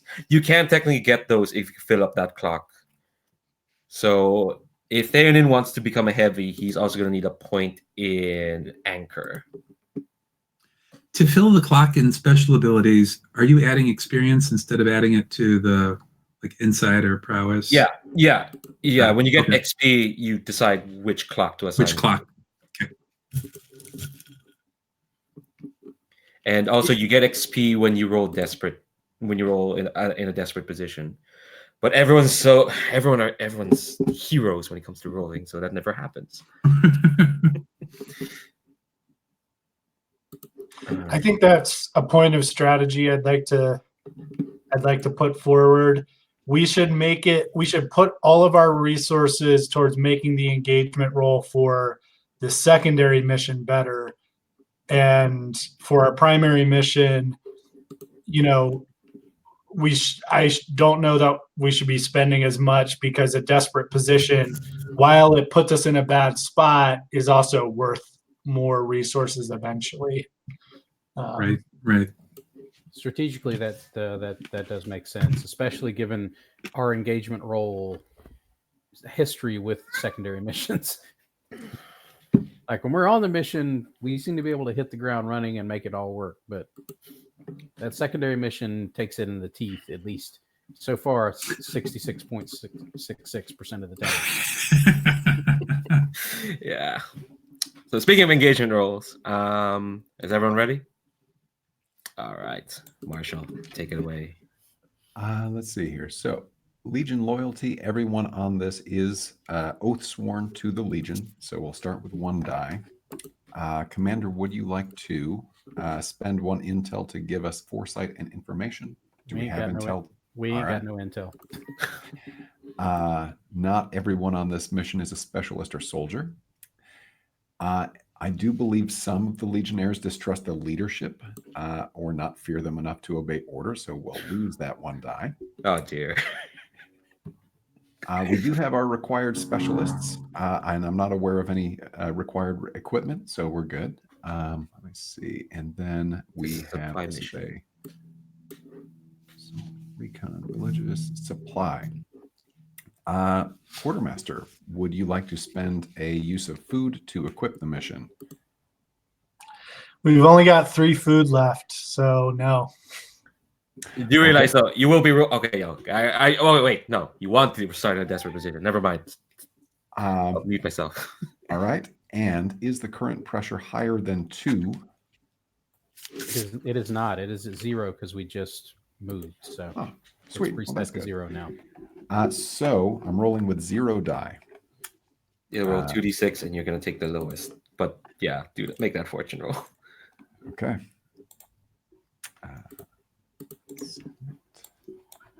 There we go. That's a 3. It's nice. You'll be fine. Come on. You like everyone said, you hit the ground running. It'll be good. It'll be fine. So that's a 1. Yeah. Well, the highest is a 3, but that's still. But we're taking the lowest because it's a 0. Yes. Oh yeah, you're taking the lowest. So what doesn't matter. 1 to 3 is still a desperate position. So okay. So I think y'all set off to find. You're given like coordinates of where the horse lord probably is, but he's a horse lord, so he's quite mobile. So I think what happened is, and because none of you have like horses or food, it takes a while to find him. In fact, it takes a good chunk of the day. And I think when the sun has finally setting, I want to like get a quick snapshot of each character as the sun sets. I feel bad for our officer, honestly. As the sun sets and there's still no sign of where Nitar is. So yeah, I want to get like a quick snapshot. I think you're also out in the open, kind of like in the fields, because I'm imagining you're being sent out around. I'm in the right place. That the expanse of plains in between the forest and the West Lake. But yeah, what's a quick shot of like each character? Well, I think the officer. There's no. This is all plains. There's no real way to get a good vantage point to get like he brought like his telescoping lens. So like if he could just get a place where he could look around, he could probably find the campfires because it's going to be a horse camp. There's going to be multiple bonfires around because that's how they set up camp. He talked to people at the previous camp, so he remembers that, but he can't get any sort of height to be able to look around. Like everything is just flat and this high grass is everywhere. He's sort of at a loss to figure out how to get a bead on exactly where this camp is now. The initial location we got was wrong, and he's not sure exactly like how to get a bead on it now. And I think he's sort of going through like all of the information that he had, and he's sort of mulling over exactly what to how to get things back on track, while he's hearing all of the muttering from the peanut gallery of rookies in the back that are almost certainly talking some shit only slightly under their breath because they don't really care if he hears. Yeah, Theonen's definitely talking shit. But he's also like, I think as the sun sets, like there's like a little chill in the air, like it's the first hint, like summer is over, like you see him sort of like he's like dressed in Zemyati garb, but he doesn't have like the heavy furs on, like, and he's just like seething about the officer like running them all on this wild goose chase and like not and he's just grumbling and sort of talking to anyone who will listen about how the officer couldn't find his way out of a paper bag and just really going in on it. Totally undisciplined. What about Ryan? Oh, good. Go ahead, Dan. Go ahead. I think Ryan. No, please go ahead, and I'm going to stop speaking now. All right, real quick. Scarlet DG he is kind of agitated. Well, in general, he's just like feeling guilty that he hasn't been able to track down the the horse camp.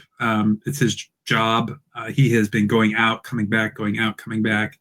And even though the information was bad at the beginning, he feels like it should be easy for him to catch up. And it's just been, this whole day has been going on. On top of that, he's just feeling kind of oppressed by the openness. It's not his natural environment. He likes to be in the forest.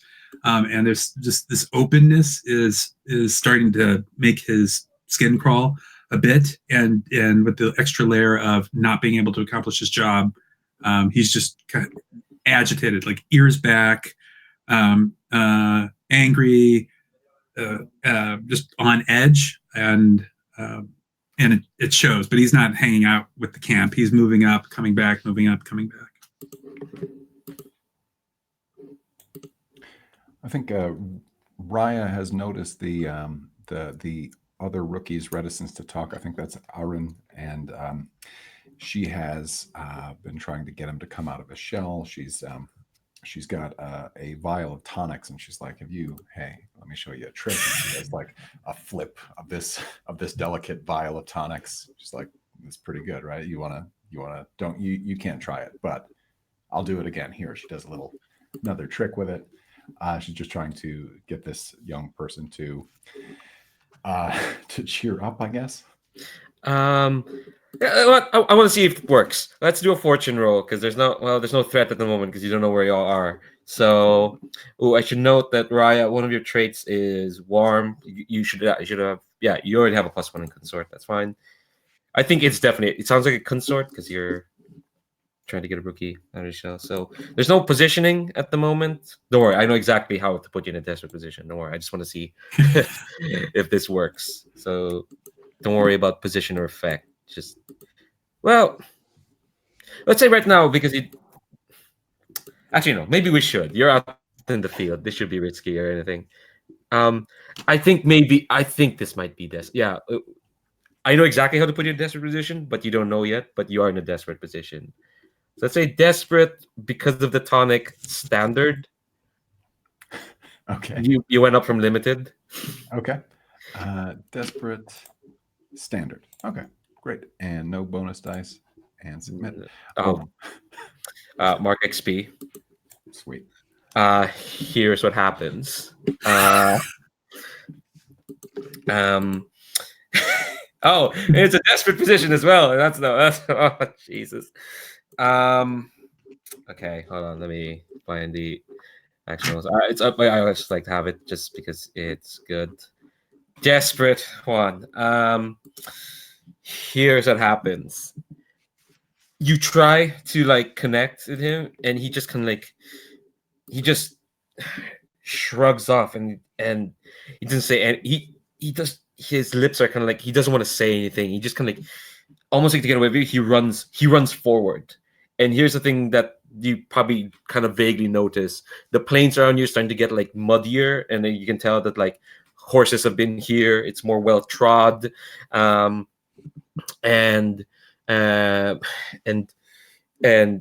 more well kept. You're getting close to where they are. In fact, you can see like on the you can see that you're coming close to like this hill like sort of place. And is that fire? Is that smoke out there? Oh, maybe they're close. But Arun runs forward in front of all of you, and then he kind of like stops still, and then he says, "Something's grabbing my foot," and you can see once the squad gets kind of close and around. Well, I don't know. Maybe keep your distance. You can see there's a hand grabbing his boot, and around you, suddenly, hands start to emerge, and y'all are in a minefield of some sort. Ah! Just come out. You can resist that, Raya. Well, you can resist Arun getting caught. You're not going to be able to resist. Well, you resist getting caught in the minefield. Well, actually, no. I'll give you the choice. You can resist being caught in the minefield or Arun getting caught, but you can't resist both. I'm going to try to resist. I'm going to try to resist Arun being caught. Okay. What? I get to pick. I guess. Let's say this is with your resolve, since you rolled your consort. Okay. What does it look like? Actually, it's effective anyway. So what does it look like? I think as soon as he sort of starts to run, or like it makes the move to move past Raya, I think maybe she catches a glimpse of maybe these hands have been sort of trying to catch us a while, and there's one over here, one over there, and as he passes her, she sees there was one behind them that they had just narrowly missed, and she just grabs him by the back of the shirt, by the back of the armor before he is able to get too fast, and she says, shut up, stop. All right. Everyone stop. Roll your resolve. Okay. Yeah, resistance is always effective. Oh, hey, you get no stress. It's good. Sweet. All right, cool. But yeah, I think, Raya says stop, and that's when everyone notices you're in a field full of hands. You can hear whinnying over the hill. I need to mute my phone there. Yeah, and you see now you're in the... Okay. I'm going to make a clock to get out of this minefield. Don't worry, it's 4 steps. So you can fill it up with maybe a roll, maybe with one or two successful rolls. So I'm gonna turn to the officer, to Melislav. Your squad's surrounded by a minefield of, well, I say minefield, but they're grasping hands poking out of the mud. And I'm gonna keep stealing from the episode of Doctor Who that I'm stealing this image from. Sutured in the palm, like stitched into it, and you can tell. And if you look closely, you can see that like they're like sutured with like metal, sort of like needles and whatnot, almost like some sort of like alchemical sort of designs. Are eyes, and they're looking around. Okay. What I'm going to try and do is, I'm not sure exactly whether this would be like a martial or a discipline, but I'm going to try and basically like move everybody back out of this field as swiftly and quietly as possible. Like, because can I tell where the edge of this bunch of hands are or is? I think. Maybe you should ask your scout that. I don't because I don't know if you can tell at the moment. Well, I was hoping my scout might be able to tell me as part of an assist on this roll. Yeah. Oh, okay. To Yeah. see- to try and so Yeah. If your scout is assisting, for Sure. sure. I think what this is, if you're going for martial, it's like a setup action. Anyone who does an action after this will get improved effect. okay. So All right, what does it look like? what if I did a maneuver, would I be able to roll it like is it like a group thing? Okay. Yeah. If it's a group action, everyone will roll maneuver. Okay. For sure. You have an ability. Do you have Yeah. an ability for that? Yes. Yes, I do. That's what I was thinking. I was thinking like if I can just put everybody together, and I wasn't sure if that would be a maneuver roll or a martial roll to get everybody to do it. Martial is like it is kind of like because if it's maneuver, everyone is doing it, but if it's martial, it's you getting everyone to do it. It's not the same as doing it, you know. Okay. So maneuver would be the role I'd need to build. Yes. So it's a group action. Just to explain for everyone, re-explain, but to explain for yourself, Patrick. This is the everyone sneaks into a building sort of role. So what's going to happen is everyone is going to roll maneuver, and someone's going to lead on that. That sounds like our officer. If any one of you rolls a success, that's a success for everyone. But for every failed roll, the officer takes a stress. And the positioning is desperate for sure, but I'd say it's standard. Y'all are still together. You can find a way out of this. Okay. That'd be fine. All right. Okay. So I'm gonna roll maneuver. I have the Zemljati trait loyal, which gives me +1 die in all group actions. Hell yeah. So that'll give me 2 dice. And would the scout be assisting me to offer me to Yeah. help out with this? Yep. Cool. All right. So And we're how in are you assisting, Scarlett? I think I'm. I was at. I'm not in the minefield. I was out, like I was saying, going back and forth, and luckily I was outside of the field of hands at that moment. So I'm able to direct and shout out like directions and say where the pods of hands are, where they aren't, and offer some advice that way. I'll say everyone else will still have to roll maneuver. 'Cause Okay. they're What in is fight. what would be the effect value? I know we're in desperate position. I'd say standard, just because scouts there directing action, and you can kind of see because there's kind of like the small hill that's kind of hiding the horse patrol that you're hearing. Okay, so we've you got I've got my 1 bonus die. I've got my 1 die in maneuver. I've got my 1 bonus die from being loyal, and I've got another bonus die from the assist. Correct? Yes. Okay. So that would be 3 die all total. Yeah. No, not bad. Oh, man, it's a 5. So Mark, all right. Oh, everyone else is rolling. Yeah. Oh, hey, 6. Oh, wow. Thanan's doing better than the officer. Huh? Fancy that. Oh, come on. Come on. All right, everyone. You know what? I'm going to You want, include. you want me Yeah. to roll too? Yes, Oh. let's roll. Yeah, roll as well. For sure. And we're in Maneuver. desperate. Desperate standard, yes.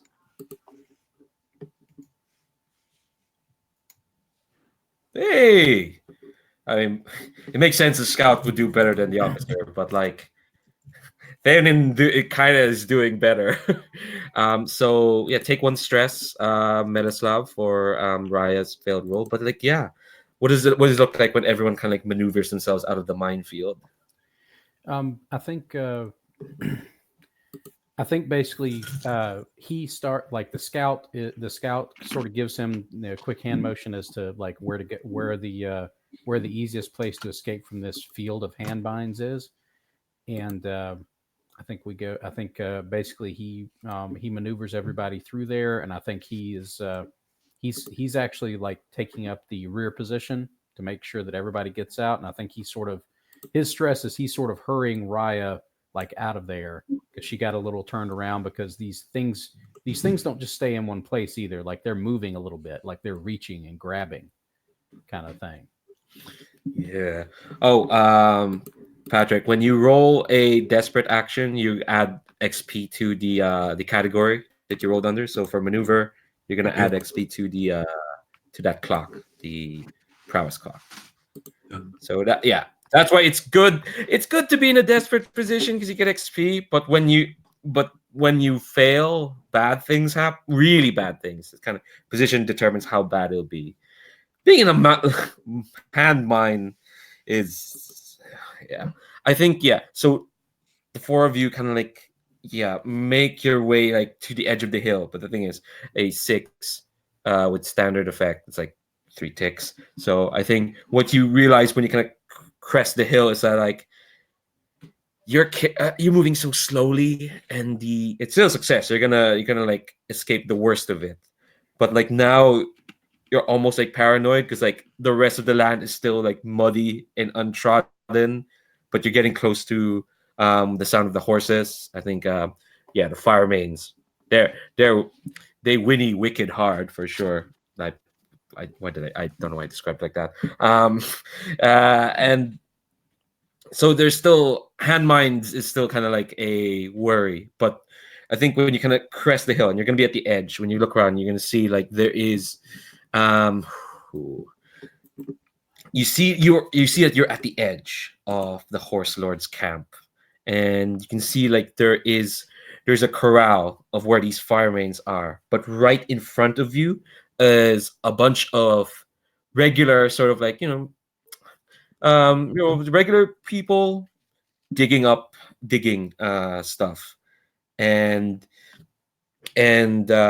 like to your far right is where the corrals, where the horses are.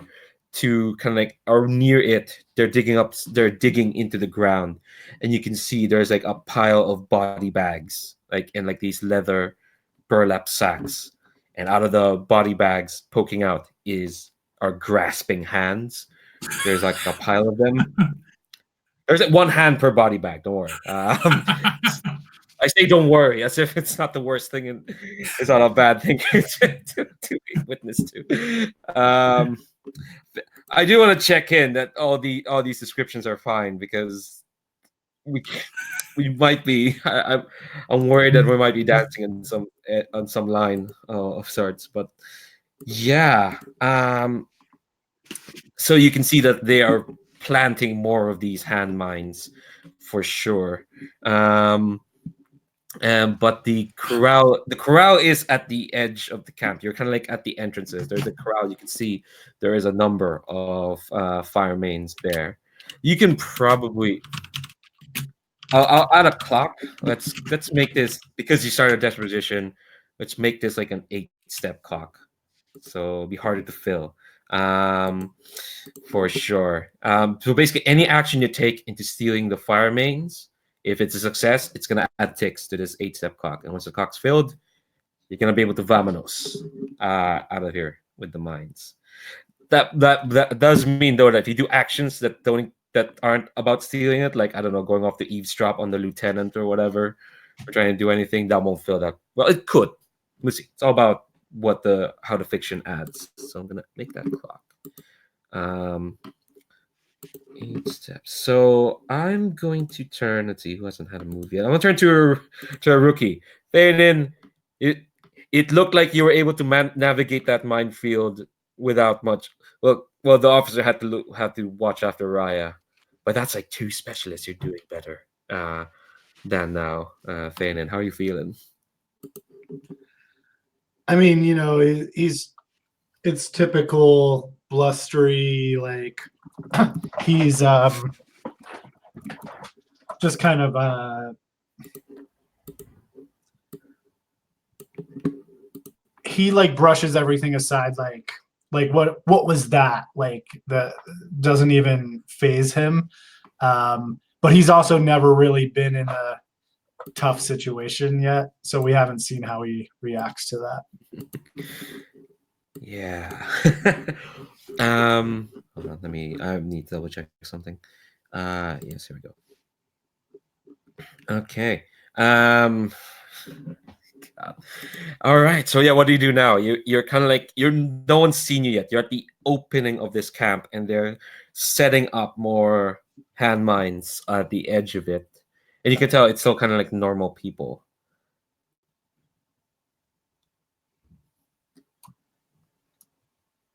What do you do?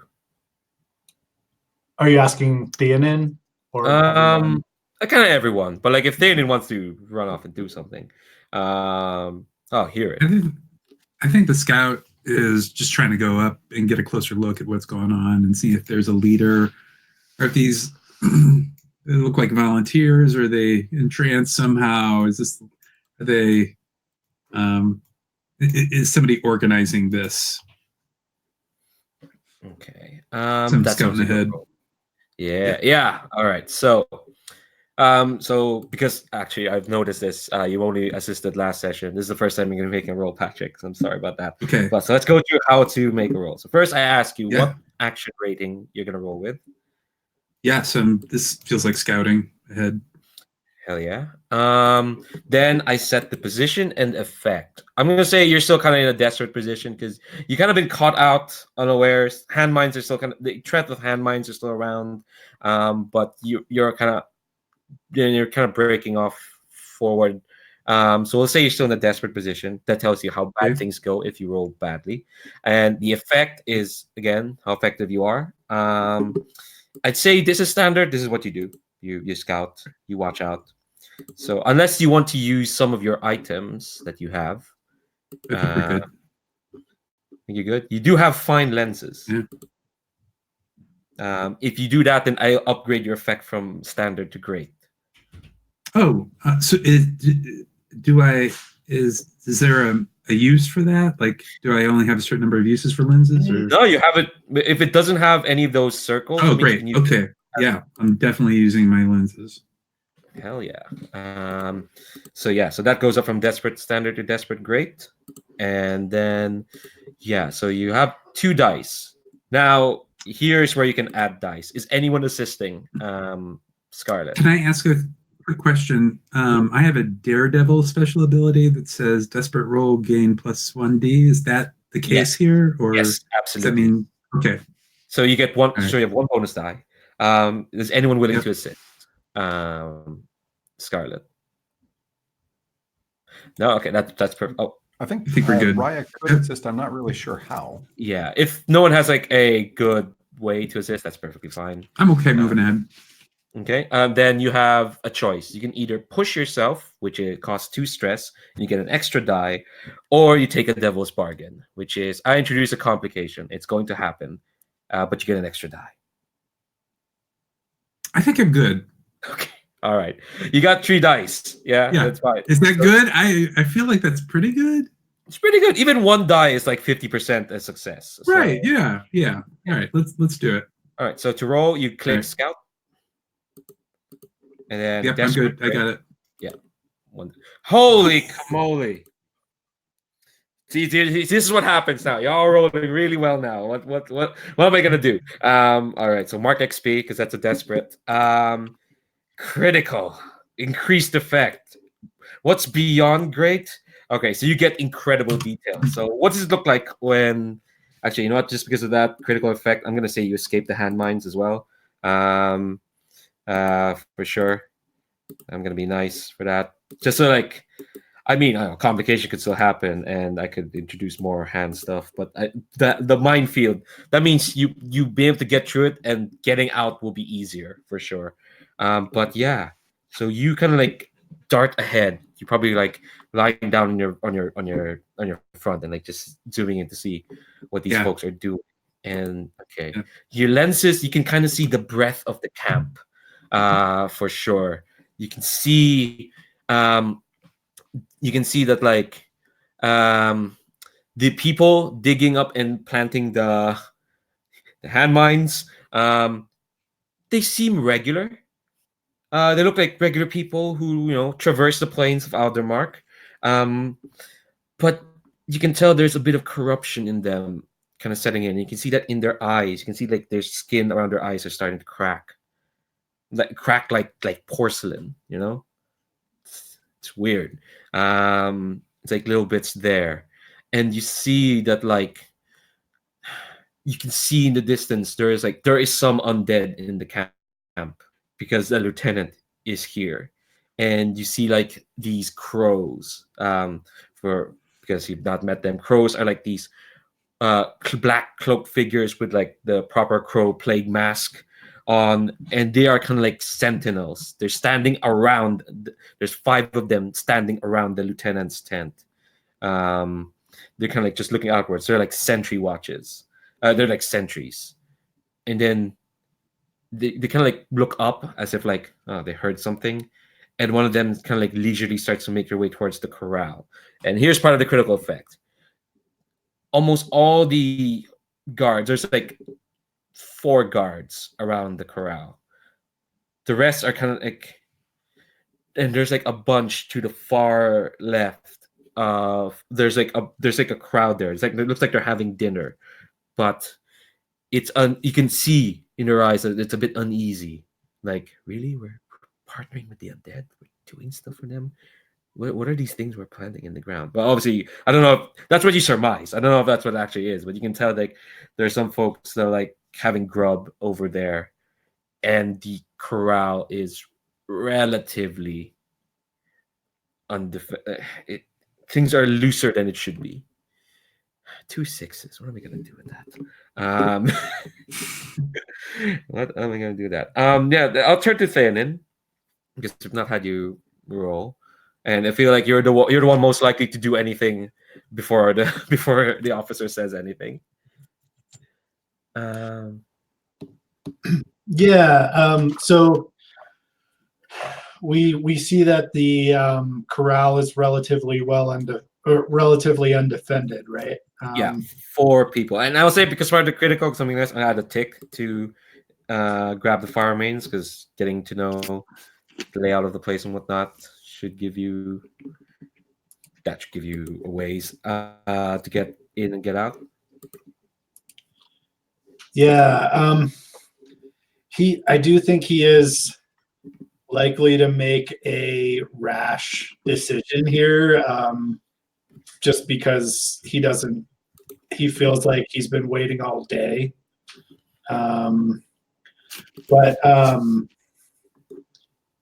So you said there are 4 defenders? Yes. And are they kind of grouped up, or are they spread out? Like, are they sentry? You said these are the crows, right? Yeah, no. The crows are surrounding the lieutenant's tent. These 4 sentries are the Netar's people. They're regular people. They're grouped in duos. 2 of them are on one side of the corral, 2 of them are on the other. Gotcha. I think at this point he's not so dumb that he would just rush in and attack them.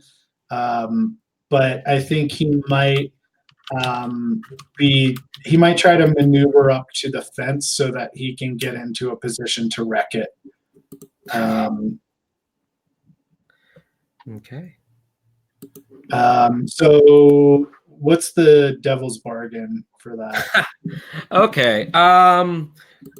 Okay. I'll make a clock the crow's attention, and it's 4 steps. Yeah, I don't like that. I think he'll push himself. Okay, cool. Let's see. You're still kind of in a desperate position. Like getting info doesn't really like. Well, I think it's a critical. I've given you all the criticals. I've marked all the clocks. So I think you're still in a desperate position. XP. That's good. Okay, I'm using maneuver because I think he's not really trying to scout here. He's not gathering information. He's trying to get there. I guess he is sort of trying to do it without being noticed, but really it's more that he's trying to get to a good position so that the fence can be wrecked. Cool. All right. This is desperate standard. You're wearing light, so be fine. But this is still kind of standard because you're kind of trying to skirt around the entrance of this camp. Oh, buddy. Yeah. Okay. So the squad watches as Thanin makes his flanking maneuver, and I think you're a bit enthusiastic. Thin is probably a bit more enthusiastic than he wanted to be. So when he like marches forward, he can tell like, yeah, oh, here we go. We're there. You're getting to the fence, and you're squelching through the mud. Let's see, it's the worst outcome.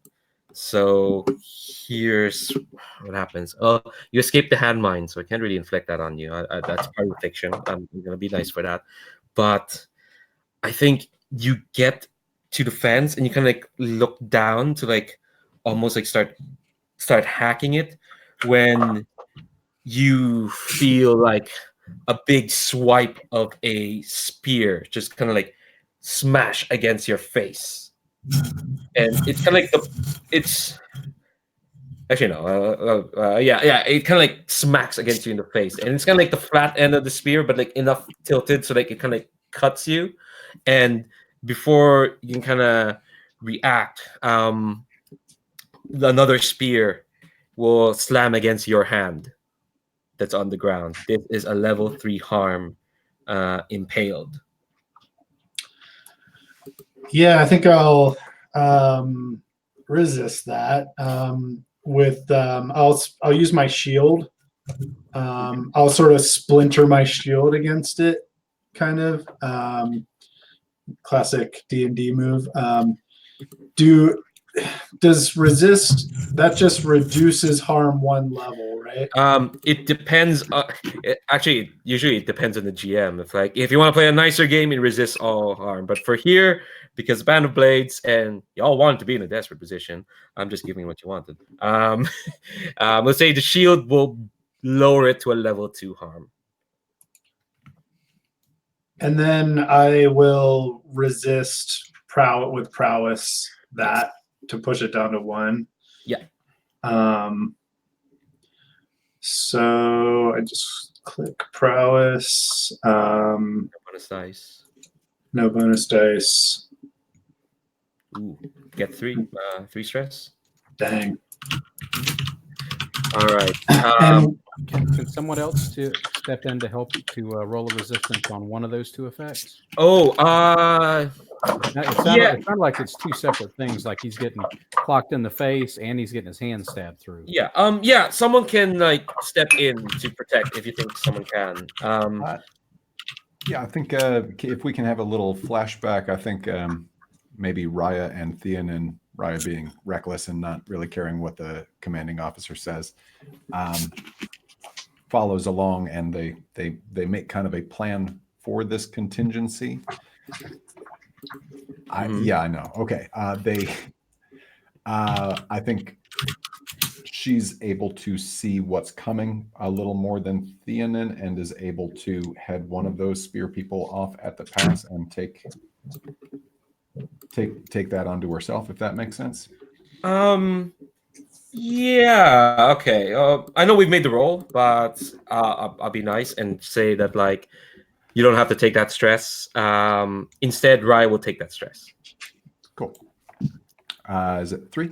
3. Yeah. Righteous. So what happens is, David, you block the shield. You block the. I think the spear kind of still cuts you. Reduce down to level 1 harm. Don't worry, you can ignore that. You're tough. But because it's 2 spearmen, is what this is. And the other one will go for your hand, but like Raya comes in, and how's it look like when you interfere, Raya? You're muted, Dan. Raya equipped a hand. Oh, I think she equipped a shield this round. Nope, just a hand weapon, and I think she's able to catch this spear person's hand before they are able to make contact, and maybe give him a little cut with their knife. Ooh, yeah. Okay. I'm gonna cut to Melislav. Melislav, two of your squad has engaged. Your scout is still kind of out there looking out. The only one near you really is the other rookie, Arun, who is kind of looking at you expectantly, as if like. And I think you see Melislav, like if he could face palm, like if they knew what that was, like he would do that. Because like sending basically the guy who's almost a heavy to do the sneaking up would be exactly the wrong thing to do, and it's drawn exactly the kind of attention we didn't want on this side of the camp. So I think what he does is he looks at the scout, and he had prepared, and this is me doing my channels move. He had prepared to create a distraction to draw attention away from the corral. And he points to the scout and tells him to set off the distraction. And the distraction was we were going to basically light tents on the opposite side of the camp on fire. And I think we bought some materials to do that. I'm guessing. I know we have access to basically the equivalent of gunpowder and oil, and I'm thinking we had set something up for the scout to basically light some tents on fire. Cool. Yeah. All right. Just to add to that, I think maybe I brought a flare gun along with me, so maybe so maybe the scene is somebody got into camp and was able to set up some of the gunpowder, whatever it is, and we're using flare gun to set it off. Like maybe some oil along like the bottom edge of a couple of tents. Yeah, like not enough to like smell up the place or anything, but just enough to be able to, light it up. Yeah, light it up, and it's not going to like go up in like a torch. It's going to basically catch fire, like somebody accidentally dropped something on it, and I don't know how much noise the flare guns make though. That may be a distraction too. It'll be fine. First, Melislav, you're gonna have to roll sway to determine the quality of this oil, because you have to talk to someone to requisition this. Probably to our. Okay. Now, is this still desperate? No, because this is kind of like a flashback of you getting it, so it's controlled. Okay. Like technically, it's a fortune roll, I assume, because it doesn't say. It just says roll sway to determine quality. Okay. Well, I'll set it as a fortune roll then. And I'll roll sway here. Effect is standard, right? Yeah. Okay. And no bonus dice. Yeah, so all right, 4. Yeah, 4 is good. Yeah, 4 is like standard quality. I do want to add a detail of how you got that oil onto the tents, and I'll say like this is kind of like this will basically like be like a setup action, because you still need to set off the oil, Scarlet. But here's how you got the oil. I think you were gonna meant to send Arun, but like Arun got caught in the minefield, so you're probably like, oh, how do I get oil? How do I get oil? But imperceptible in the night, you see something flapping in the sky, and it's hard to see what it is. But yeah, I don't know if any of the Legion have ever seen her shapeshift into this form. Well, when you first moved out to the Western Front, you saw that eagle up in the sky, the one that has weird antlers, and you can see like she swoops by the tents, and you can see like, wait, I didn't give her that. I didn't give her that oil. Who gave her that oil?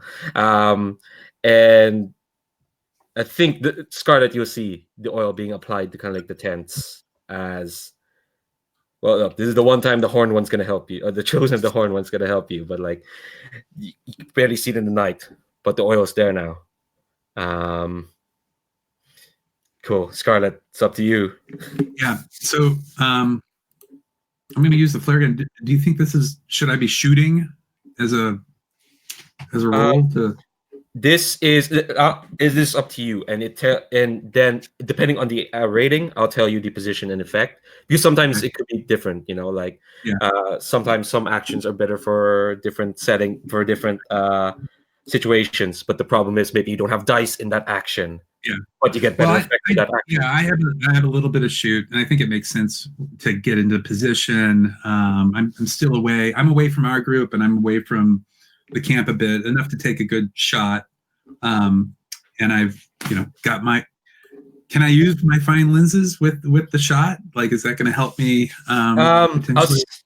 I'll say that you've already combined with the oil and the critical roll that you got, it's going to put you in great effect if you shoot. It's going to be desperate, but desperate great. Because you've got because the oil is applied there and you'll be fine. So you got one dice. Do you want to push yourself or? I think I am going to push myself.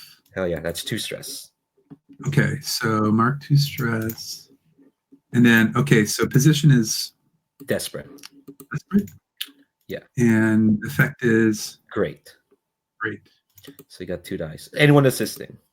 And then Metasob wants to assist. I also have awesome. You're muted, Chris. Melislav will assist by he marked where the oil was particularly dropped, and I think he's able to motion like through our little hand signal system, like here, here, and here as the critical points to kind of start things off. Hell yeah! All right, so you're gonna push yourself in the assist. Melislav, take a stress. You have 2 bonus dice. All right, and I'm going to add one more for Daredevil. Oh yeah, you have. Geez, yeah, you have that. Hell yeah! All right. Using my cat-like abilities to get into the right position, and then I roll 4 dice. You've rolled what? Okay, 5. No, still good. It's still good. 5 success. Right. It's just a mix. Mark XP in that attribute. Okay, so let's see. 5 desperate. Great. So that's 3 ticks on the grab the firemanes clock. 1, 2, 3. You are halfway there. Yeah. So I think So you shoot the flare, and the tents just go up, and it's a brilliant sort of fire, and it's just big whoosh. I should be better at describing this. And suddenly the gloominess of the night is alight as the fire is just starts spreading amongst the tents. But here's the complication, and you can resist this because resistance always works. But here's the complication of 5, and it's a desperate. So, you can see it because you marked the place. You know how I offered that the crow's attention will be a 4-step clock? Yeah, no, that clock's filled. So I think you see it. The crow, 2 of the crows. No. This is a serious complication. It was a desperate position. All of the crows, and there's 4 of them. I think I kind of said 4, so don't worry. Only 4 crows. Suddenly, all their eyes turn towards the entrance of the camp because the folks who are were digging up the hand mines suddenly are running towards the tents to try and like the horse lord people are trying to look after the tents, but the four crows kind of someone asked if they can help out. Let me finish describing the complication. 4 crows their heads turn towards the entrance of the camp, and out steps from the tent Victoria Carhow. She, like I said, she's the most steampunk character in this setting. So when she comes out, she is dressed like a mad scientist engineer. She's got this big coat, big gloves. She's got goggles on her forehead. She looks thin and gaunt and bony. She doesn't look corrupted at all, which is the weirdest thing. She's wearing this it looks like she's about to go on an expedition in an airship. It's horrible.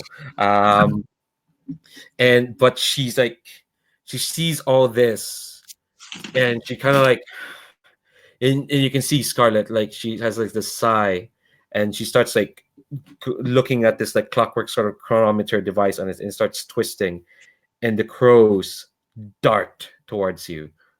But Melislav, you want to resist this? How are you doing that? I think as a part of that setup, like some of those some of those tents are a little too close. Like her tent is not ablaze yet, but some of those tents that did get set on fire are really close to hers. And if any of those fires don't get put out quickly, like her tent will catch fire.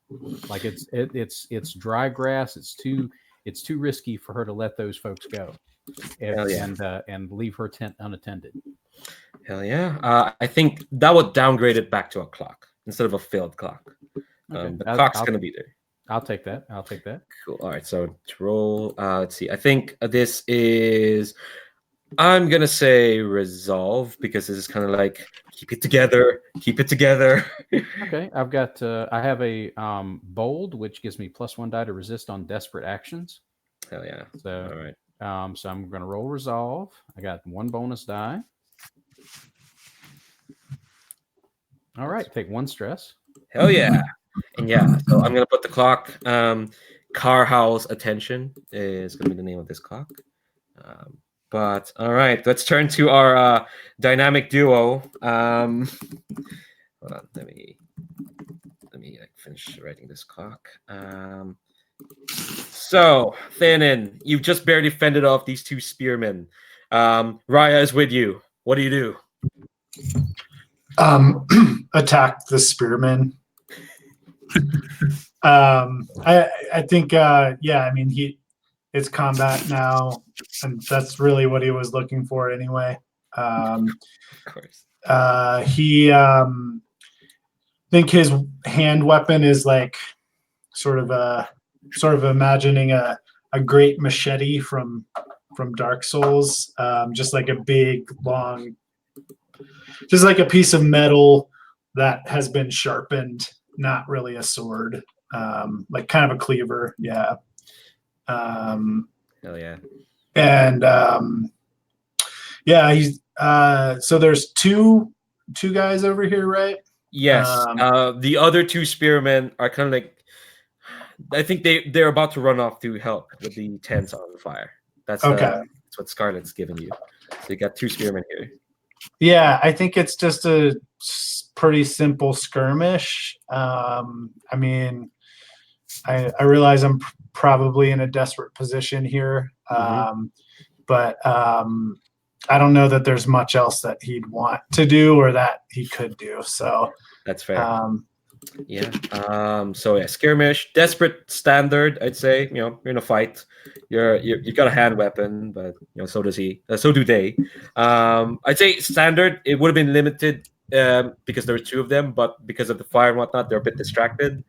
And you do. I know you have that injury, but you have that trait that lets you ignore that, which is very nice. So, and I'd be willing to hear a devil's bargain here too.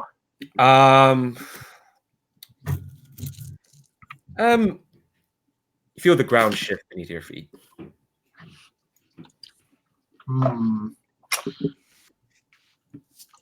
Let's do it. I want to see what this is. Okay. All right. Okay. So, does Raya want to assist since you're there? Yeah, Raya can afford to assist. I think since what I'm seeing is that Raya kind of, since she was able to catch this one fella, I think Raya is able to put the one spearman a little bit down, maybe give him a quick knee in the back of his knee so that he's off guard and off balance. Hell yeah. Cool. So that's an extra. Take a stress and get another die. Thanon. Okay. Let's see. Hell yeah. You're gonna do it. All right. That's fab. So okay. So 6 standard. That's 2 ticks. You are 2 ticks away from grabbing the firemanes. So yeah, what does it look like when you beat the shit out of? I'll say you're gonna defeat one of the spearmen for sure. Okay. I think the one that Raya like sort of hamstrings or whatever, or like trips, I guess. I think he just like it's just like a totally lucky swing because he wasn't necessarily expecting it, but Raya was right there, you know, and he's just like doing a crossing swing, and he just happens to like cut, just like straight up cut his head off. Like I think Raya, he wasn't expecting it, but it just happens. Like he's like, yeah, like, you know, he's just sort of like all of a sudden he's like back in it, you know. Hell yeah! All right. I actually want to turn to Raya just to get you to roll again. So yeah, you take Theoden has taken out one of the spearmen. You've got kind of like the other one, kind of like you can tell they're a bit. The things are on fire. And this one spearman, he's kind of like, you can tell he's all on his own. He's looking around at the horses, and he's looking at these folks are on fire, and then you see his vision is like on the bags, the body bags left to be buried, and I think he looks down at the ground, and you can see starting to poke out of the ground. I'll say these digits are like pale white.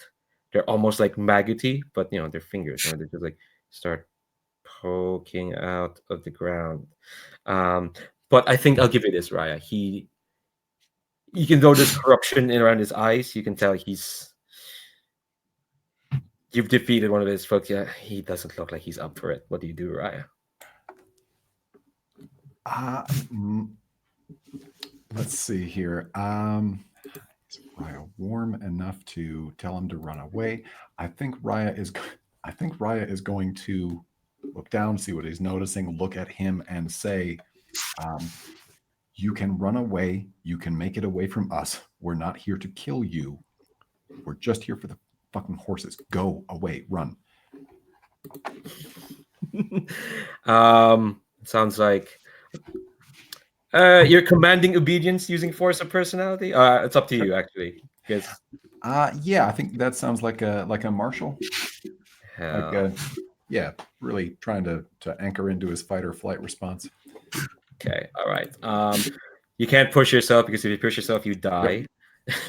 Do you want to take a bargain? Don't worry, it's just 2 ticks on that clock, on that car out attention. Oh, say that again. The bargain would be 2 ticks on that Carl's attention. I'm gonna be nice. Other than, well, okay. Windows management. No worries. I mean, I could give you something worse, but I'm invested in Raya not dying.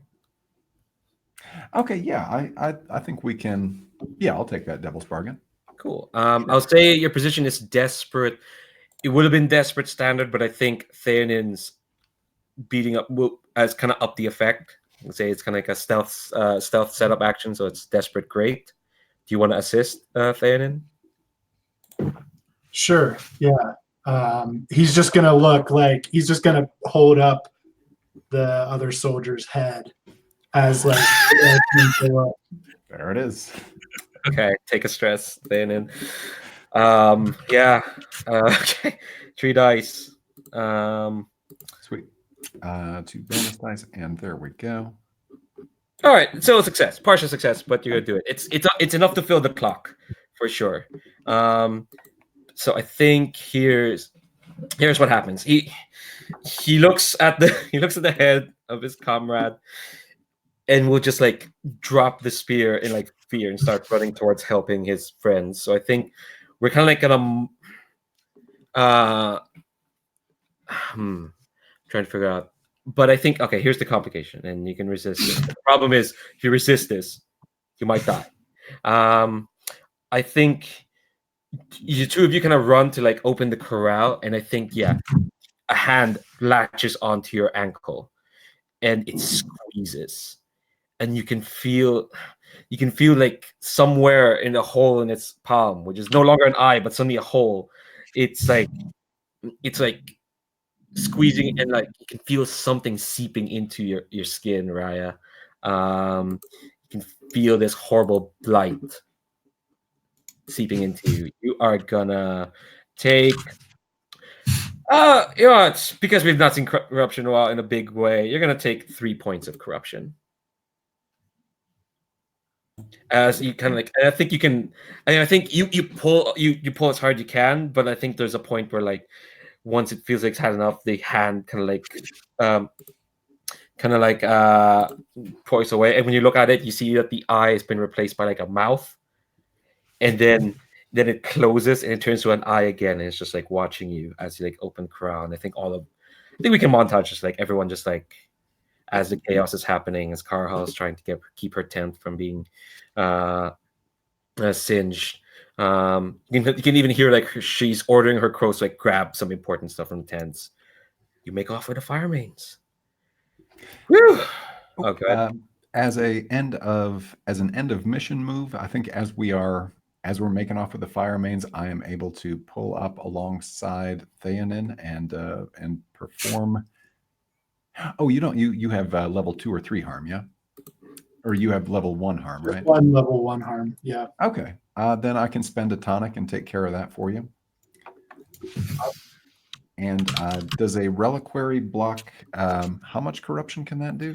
Let me double check because I need to be sure, because I was looking up at this just in case it could pop up. Let me double check. Where is it? Here it is. Okay, reliquaries. What it do is it. Oh wait, no, I looked at the wrong thing. That's my bad. Aid in resisting. That's okay. Oh shucks. Yeah, maybe we have less stress. Okay. In that case, yeah, I will take that correction. Sweet. Okay. All right. So I think you run off with the firemanes, and there we go. My favorite part: doling out XP. Hell yeah! All right. So for everyone, after each mission, mark XP. If you survive the mission, go. If you brought into play your heritage or traumas, 2 XP if you did both. Heritage just means if you use your heritage traits, just to make it easier. And obviously only Raya has trauma. So at the most you get, if you manage to play in your heritage, definitely take XP. And also per threat of the highest threat opponent on the mission, you pick the one with a lieutenant, so you get 4 XP. I mean, we nearly had to face her, but like, Jesus Christ, that would have been something. And yeah, let's go down on the playbook specific XP. For Raya, did you help your squad through medical knowledge or emotional comfort? I sure did. Hell yeah, take an XP. To Melislav, did you help your squad through enforcing discipline or strategic planning? I think I did because I used my channels to set up the distraction. Hell yeah. Yeah. Got everyone out of the minefield. It's all good. Scarlet, did you help your squad through stealth or foresight? Well, this I didn't really sneak around as much as. Does foresight include the kind of the scouting part of the? Yes, I would say yeah. So yeah, definitely both at the hand field and the at the flare gun triggering. I think both those would count. Hell yeah. And Fernin, did you help your squad by staying out of the way or surviving despite the odds? Definitely didn't stay out of the way, but I think you did survive despite the odds. You had some odds on you. God, all right, take XP. And yeah, so you've got let's get that secondary mission done. But like, yeah, quartermaster, you get 1 use of firemanes. Finally some horses. But yeah, before we wrap, because we're about to wrap, we have 6 minutes before a lot of time. Let's get the secondary mission done. So that's an assault mission. Marshall. Okay. Everyone on that mission was oath sworn to the Legion, so that's 1 die. We don't have any intel to spend on that. We had some rookies on the mission.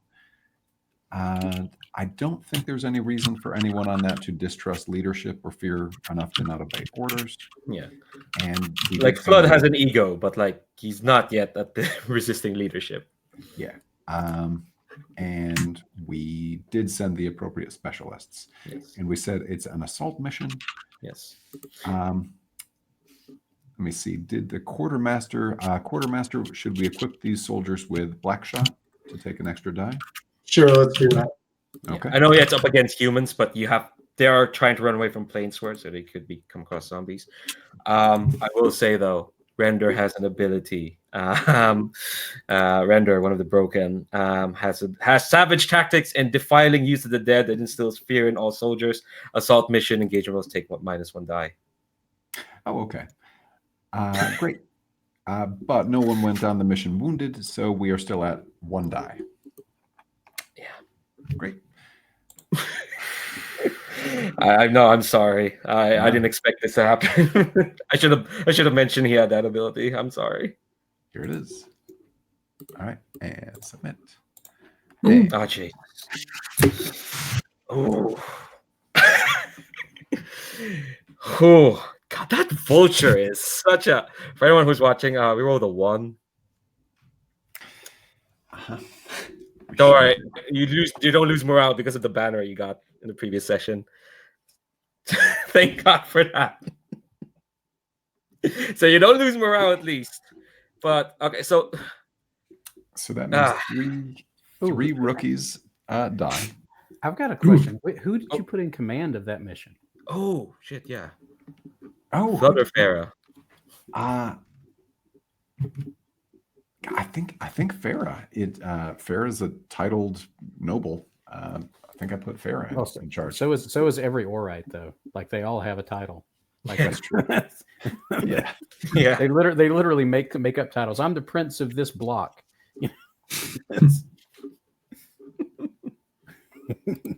Yeah. So who's in charge? Yeah, it would technically be Farah then. I guess probably. So yeah. Oh bother. Mission failed. Did it have any penalties? Let me check. Oh no, yeah. Add 1 pressure. 2, yeah. Yeah, we lost. Okay, all right.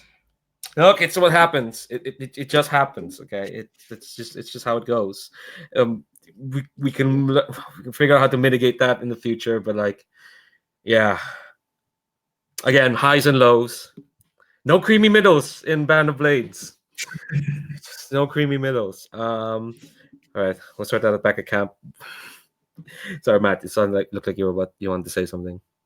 Oh, well, what happens because we failed it? Like, who dies? Who gets harm? All specialists take level 3 harm, and you lose 3 squad members.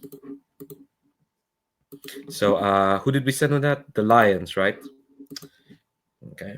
All right. Wow. It's just the way the cookie crumbles. And on that note, we're gonna. I'm so sorry. I'm honestly really sorry, but like, I think times are gonna be tough. Okay. Before I ask, Commander, do you think we're gonna advance next session? I would like to see if we can get a little bit more out of this place. So I would think we're gonna stay in Sunstrider Camp for at least one more round. Okay, cool. So it's got 2 mission types: assault and recon. Which will be your focus? I think recon. Okay, fair We enough. need more intel. Yeah. Oh yeah. You do. You really do. Yeah. Sorry to end on such a note, but yeah, it happens. I mean, you got your firemanes. Yep. Yeah. At least with that banner, you don't lose morale. Because up to 5 deaths you can ignore morale loss. So you still got 2 quartermaster. You got 2 actions. Come next session. We can Is that 5 deaths total or like 5 deathts per per mission? per Okay. mission. Oh, dang. Okay. Yeah. Wow. That's So powerful. it was pretty good. You have that banner, so Mhm. it's all good. Like, I don't know how you could get 5. I mean, I guess if 2 people die on the primary and 3 at the secondary, you can still kind of ignore up to that. So I guess if 3 people die in the primary and 3 die in the secondary, you lose 1 morale, which is frankly amazing. All right, I'm gonna stop the broadcast. Y'all, as always, have been. I really love this session. Honestly, I hope y'all had fun as well. Love to we got a lot more color on the Legion and the people in it, for sure.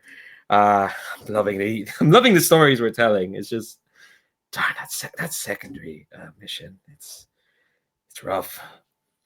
I mean, the horned one's chosen in saying "I told you so," but you know. All right, I'm gonna stop the broadcast and we can do a quick debrief after that. So again, thanks very much for the players. They've been fantastic. Thanks everyone who's watching this. Prepare for the creepy